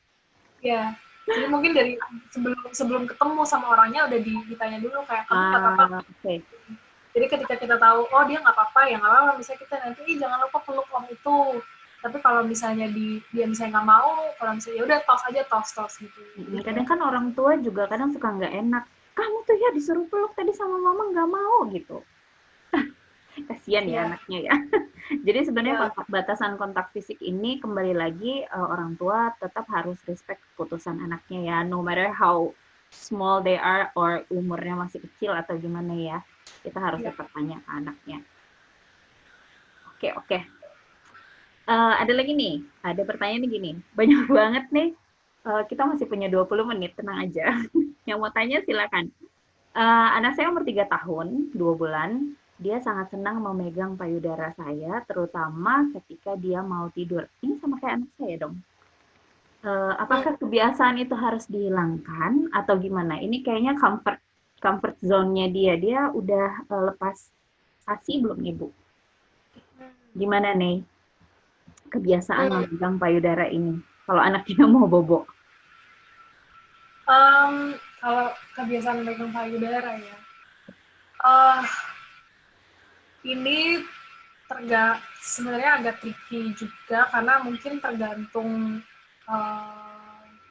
tergantung dengan ibunya juga senyamannya Nyaman. gimana. Kalau misalnya ibunya dari misalnya udah merasa nggak nyaman gitu ya mungkin bisa pelan-pelan dikasih tahu ke anaknya. Sebenarnya sih nggak ada maksimal kayak pokoknya umur segini harus udah harus udah hilang.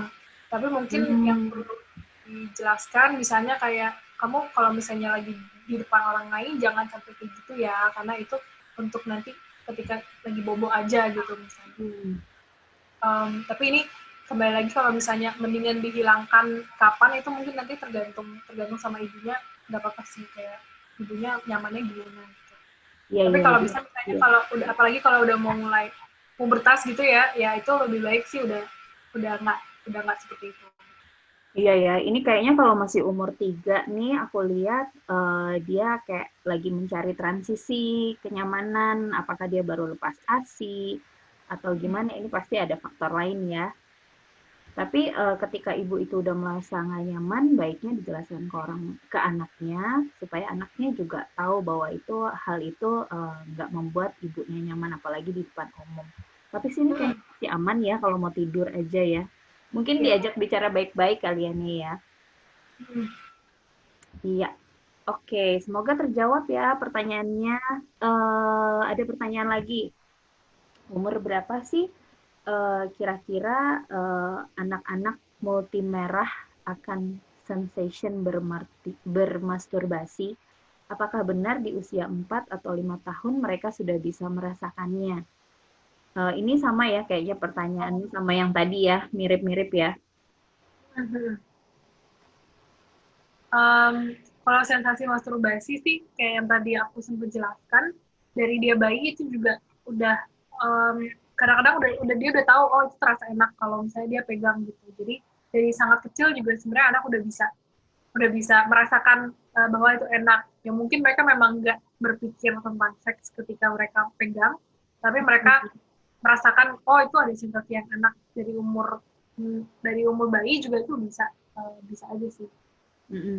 Nah, orang tua ini pengen menceritakan sesuai dengan perkembangan anaknya sebenarnya, tapi anak saya bilang justru ini anaknya yang bilang malu dan jorok. Gimana nih? Justru ini berarti udah anaknya ya yang Anaknya udah mengerti ya. Mungkin ini jadinya harus agak pelan-pelan gitu ya, dan mungkin juga jelaskan ke anak itu bahwa memang ini topik yang cukup awkward dan bisa malu-malu. Tapi ini kan kita lagi bahas dalam keluarga, dan kamu perlu diberikan pengetahuan yang dari ibu dan bapak, mama dan papa gitu, supaya kamu tahu gimana cara menjaga diri sendiri. Kalau misalnya selama ini kamu merasa oh ini malu atau jorok, mungkin coba diubah kayak nggak malu atau jorok kok, apalagi kalau misalnya kita bahasnya dalam keluarga kayak gini kan, ini kita lagi coba ngajarin gitu, bukan yang gagah gitu, kita lagi ngajarin kamu gimana caranya menjaga diri gitu. Tapi mungkin pelan-pelan aja nggak apa-apa, dan mungkin juga lead by example, jadi mungkin bisa orang tuanya yang mulai cerita juga tentang dirinya dulu gimana, jadi supaya lama-kelamaan ntar anaknya makin nggak merasa aneh lagi kalau orang tuanya ngomongin ke Castro. Oke, semoga ini ya jawabannya. Aku lanjut ke pertanyaan berikutnya. Film-film zaman now nih banyak banget menunjukkan adegan-adegan seksual dan ciuman ya, meskipun bukan film porno, maksudnya kayak film-film di HBO atau di box office kayak gitu-gitu biasanya kan banyak adegan-adegan ciuman ya. Apakah oke untuk minta anak tutup mata selama adegan itu berlangsung atau membiarkan mereka melihat tapi dijelaskan?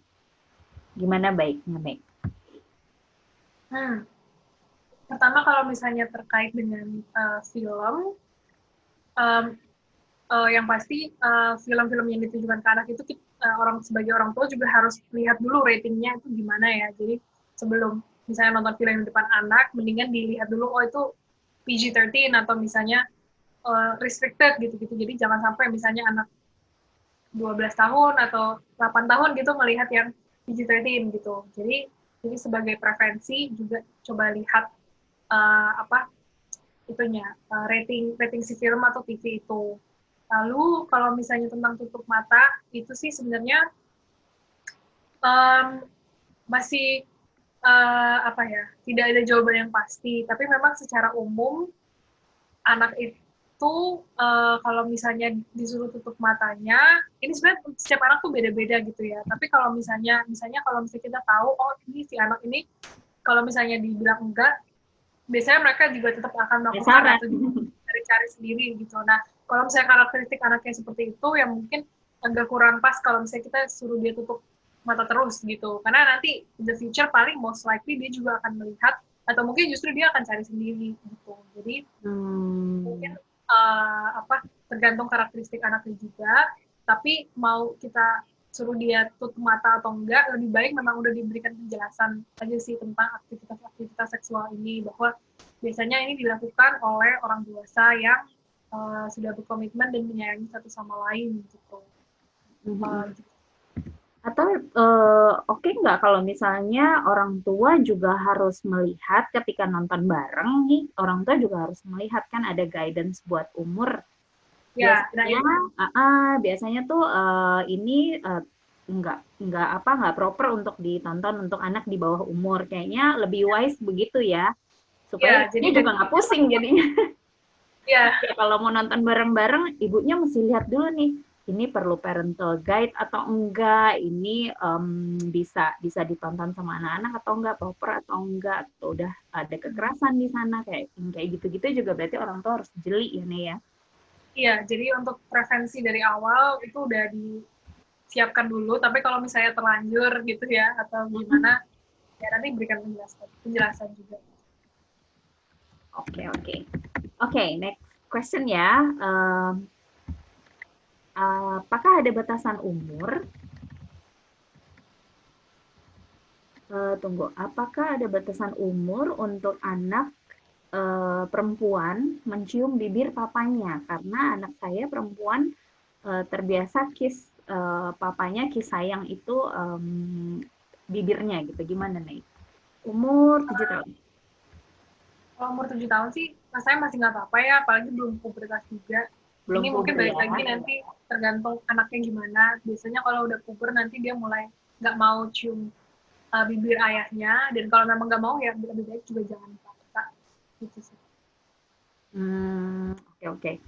Terus pertanyaan selanjutnya nih, apakah anak laki-laki itu lebih baik disunat untuk faktor kesehatan atau gimana? Maksudnya apakah ada konsekuensinya kalau dia nggak disunat? Gimana tantangannya? Kalau sunat dan gak sunat itu sebenarnya kalau di Indonesia kan memang lebih umumnya disunat ya, Miss. Dan perbedaannya kalau disunat dan gak sunat itu sebenarnya cara membersihkannya sih itu yang paling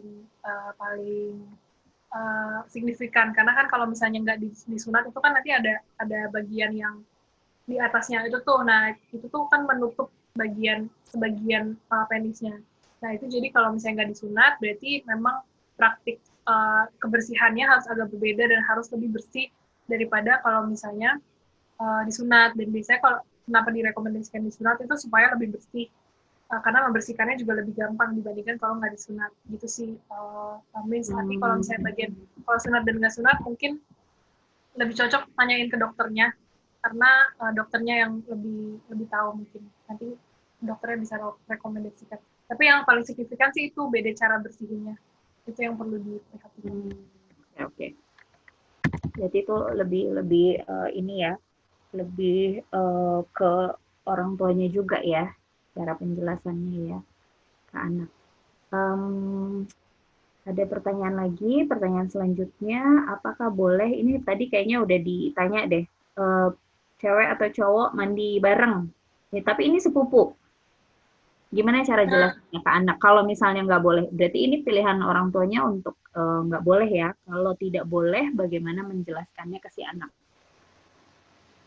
Kalau misalnya nggak boleh, ya mungkin jelaskan kayak, sekarang kamu mandinya jangan sama ini ya, karena kamu apalagi udah mulai tumbuh lebih besar, jadi ini kan bagian-bagian tubuh kamu yang ini kan itu privat, nggak boleh, lebih baik tidak dilihat atau dipegang orang lain. Jadi makanya sekarang kamu mandinya jangan sama itu ya, gitu aja sih. Mungkin jelaskan bahwa karena ada bagian-bagian yang harus ada boundaries-nya, ada batasannya ini, jadi udah nggak bisa lagi mandi sama itu. Apalagi sama sepupunya ya. Apakah ada ini di sini ditanya apakah ada batasan perbedaan gender untuk kakak adik yang perlu orang tua aware? Ini ada hubungannya dengan tadi nih, mandi bareng, ganti baju bareng, atau kamar yang sama, atau gimana? Kalau misalnya kamar yang sama, itu kan sebenarnya masih rasanya mungkin nggak apa-apa ya, soalnya kan kalau kamar yang sama itu masih, misalnya kalau ada satu yang mau ganti baju bisa keluar dulu atau gimana. Jadi kalau kamar yang sama mungkin lebih ya, kalau memang nggak ada kamar lain gitu, ya nggak apa-apa kalau misalnya masih satu kamar gitu. Tapi kalau misalnya mandi bareng atau ganti baju bareng, kalau misalnya sebelum pubertas, misalnya kayak masih di bawah 8 tahun atau masih kayak 7 tahun gitu, misalnya anaknya masih oke, ya nggak apa-apa. Tapi memang jelaskan juga misalnya kalaupun mandi bareng atau ganti baju bareng, jangan saling pegang-pegangan gitu mungkin ya, supaya karena takutnya nanti misalnya nggak nyaman atau gimana. Tapi misalnya salah satu anak udah mulai terlihat nggak mau atau malu-malu, nah itu berarti udah perlu diberikan batasan itu. Iya ya. Ini berarti ibu-ibu dan bapak-bapak berperan sangat penting ya atas kesehatan dan reproduksi anak-anaknya, terutama tadi batasan-batasan umur. Karena kalau juga terlalu cepat diceritain atau terlalu lambat diceritain, ini akan menimbulkan banyak pertanyaan karena pasti mereka akan mengeksplor sendiri ya. Ini ada pertanyaan lagi nih, bagaimana cara menjelaskan kepada anak perempuan usia 6 tahun tentang cara membersihkan vaginanya dengan benar? Dan pertanyaannya, apakah wajar di usia 6 tahun ini ada keluar cairan dari vaginanya? Iya, kalau cairan di vagina itu normal, karena kayak yang tadi aku jelaskan, itu bahkan umur 0-2 tahun aja, bagi perempuan itu vaginanya bisa terlubrikasi. Jadi kalau ada cairan di vaginanya itu normal, kecuali kalau misalnya cairannya itu kayak cairan coklat atau misalnya warnanya aneh-aneh itu, nah mungkin itu perlu dikonsultasikan ke dokter. Tapi kalau misalnya cairan vagina yang seperti biasa itu masih normal. Terus kalau misalnya tadi aku membersihkan vagina dengan benar ya. Ya, jadi mungkin kalau anak 6 tahun bisa dijelaskan. Ini juga nanti ada di handout yang aku akan kirim. Jadi kalau membersihkan vagina dengan benar, itu yang pertama itu sebenarnya vaginanya nggak usah dikasih sabun. Dan nggak usah dimasukin air. Jadi kedua itu nggak usah. Jadi sabun itu tidak perlu, air juga nggak usah disemprotin ke dalam vagina, itu juga lebih baik dihindari. Karena itu bisa membuat si vaginanya iritasi. Apalagi kalau ada sabun yang beraroma, itu sebenarnya lebih baik dihindari. Gitu. Lalu kedua, misalnya nih kalau anaknya pipisnya itu misalnya kita habis mau lap pakai tisu, itu lapnya dari depan ke belakang. Karena kalau dari belakang ke depan itu takutnya membawa bakteri yang dari anus, karena kan anus di belakang. Nanti kalau misalnya dari belakang ke depan nanti membawa bakteri dari anus ke vagina, nanti bisa infeksi gitu. Jadi kalau anak yang tipis itu dilapnya dari belakang, dari depan ke belakang. Dari depan ke belakang. Nah, ini penting juga ya ternyata. Aku kan nggak punya anak cewek nih. Berarti membersihkan vagina anak kecil perempuan itu tidak boleh pakai sabun yang beraroma karena mungkin akan merubah ekosistem di si vagina itu ya, yang harusnya ada jamur-jamur yang baik yang bisa jaga kesehatannya dia, malah akan jadi berkurang dan jadi nggak baik, mungkin jadi iritasi ya. Ya. Oke. Ada pertanyaan lagi ya, kita udah 5 menit lagi nih, udah mau jam 3. Ada satu pertanyaan lagi, boleh Bu Erli? Boleh. Oke. Satu lagi berarti terakhir ya. Apa yang harus dilakukan orang tua dalam menghadapi jika anaknya mengalami bullying atau membuli? Misalnya anak balita atau kindergarten ya. Aku nggak tahu nih maksudnya bully atau membulinya seperti apa. Apakah ada hubungannya dengan anggota reproduksi atau hanya membuli, mengejek aja? Gimana nih caranya yang bisa dilakukan orang tua dalam menghadapi jika anaknya mengalami bullying? Kalau misalnya mengalami bullying, itu agak beda ya kalau misalnya dia yang mengalami dengan dia yang melakukan gitu ya. Kalau misalnya dia yang mengalami bullying, terus misalnya kita tahu sendiri, itu mungkin kita bisa mulai dengan tanya ke anak tentang kejadiannya itu seperti apa, kayak emang apa sih yang dilakukan oleh si A atau B atau C ini. Nah, tapi kalau misalnya anaknya yang cerita duluan, kita mungkin bisa mengapresiasi dulu kayak, anaknya udah mau cerita ke kita, itu sesuatu yang positif sekali, jadi kita bisa mengapresiasi, lalu kita juga jelaskan ke anak itu bahwa ini adalah namanya bullying, jadi ini adalah salah satu tanda pertemanan atau hubungan yang tidak sehat, dan ini adalah sesuatu yang negatif, jadi kamu sebenarnya nggak deserve to experience this gitu. Nah ini jadi beri pemahaman ke si anak bahwa ini tuh hal yang negatif, jadi memang dia tidak deserve it, like it's an unfortunate event bahwa dia harus mengalami hal ini. Nah, lalu mungkin bisa kalau misalnya ini bullyingnya di sekolah ya, ini kalau menurut aku sih perlu dikonsultasikan juga dengan gurunya atau misalnya pihak dari sekolahnya, karena mungkin kalau di sekolah kan yang bisa intervensi langsung itu si gurunya, cuman yang pasti kalau di rumah itu berikan dia kayak dukungan dan juga afirmasi gitu ya, bahwa ini bukan salah dia gitu, jadi dan orang tua dan ibu bapak itu akan membantu supaya hal-hal ini nggak terjadi lagi di kemudian hari gitu. Jadi lebih ke giving emotional support dan comfort ke si anak itu sih. Dan kalau misalnya ada sesuatu yang bisa dilakukan ketika sedang bullying itu terjadi, misalnya ketika ada bullying, dia bisa panggil guru atau yang lain, itu mungkin bisa diajarkan ke dia gitu.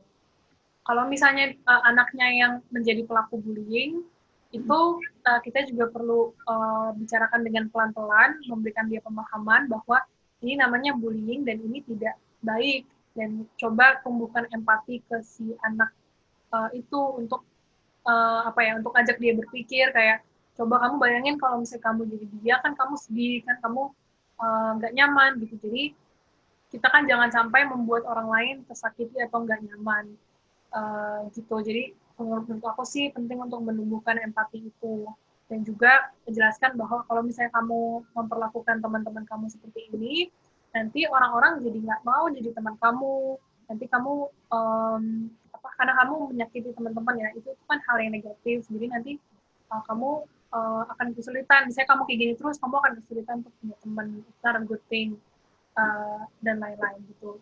Tapi kalau misalnya sudah diingetin sekali 2 kali, dari pihak sekolah juga ada diintervensi, lebih baik ke psikolog anak, yang misalnya berarti udah perlu intervensi yang lebih dalam. Oke, thank you so much ya Nera untuk lessonnya pasti banyak ibu-ibu dan bapak di sini yang jadinya terbuka matanya ya. Ternyata ngomongin seks itu bukan adalah satu hal yang tabu. Justru sedini mungkin harus dijelaskan sesuai dengan umurnya. Nah, nanti jangan khawatir ibu-ibu, Nera akan share PDF-nya, nanti bisa diminta ke leadernya masing-masing. Yeay, thank you so much ya Nera. Oh, tadi ada yang bertanya gini, sabunnya apa? Sabunnya yang hypoallergenic aja, yang nggak berbau dan nggak berdeterjen. Nanti kalau saya sebutin merek salah ya. Oke, nah sekarang terakhir, aku serahkan kepada Ibu Erli untuk mengucapkan terima kasih buat Nera dan doa penutup. Silakan Bu Erli. Ya, Thank eh, thank you ya. Ada anak kecil loh. Thank you Neira. Thank you Neira untuk menjelaskan ya ini hal yang kalau dari tadi saya dengar ya dari kamu jelasin sampai pertanyaan-pertanyaan para moms di sini ya. Tetap ujung-ujungnya balik-baliknya adalah kita orang tua ini punya peran yang sangat penting ya untuk bagaimana kita bisa menjelaskan semua ini kepada anak-anak. Tapi yang saya suka adalah kamu bilang bahwa ini bukan hal yang tabu ya. Jadi jangan malu untuk membicarakan ini kepada anak-anak kita. Happy kan walaupun anak saya udah gede-gede ya. Tapi ya mungkin nanti ya cucunya kali ya yang saya bisa bahas untuk mereka.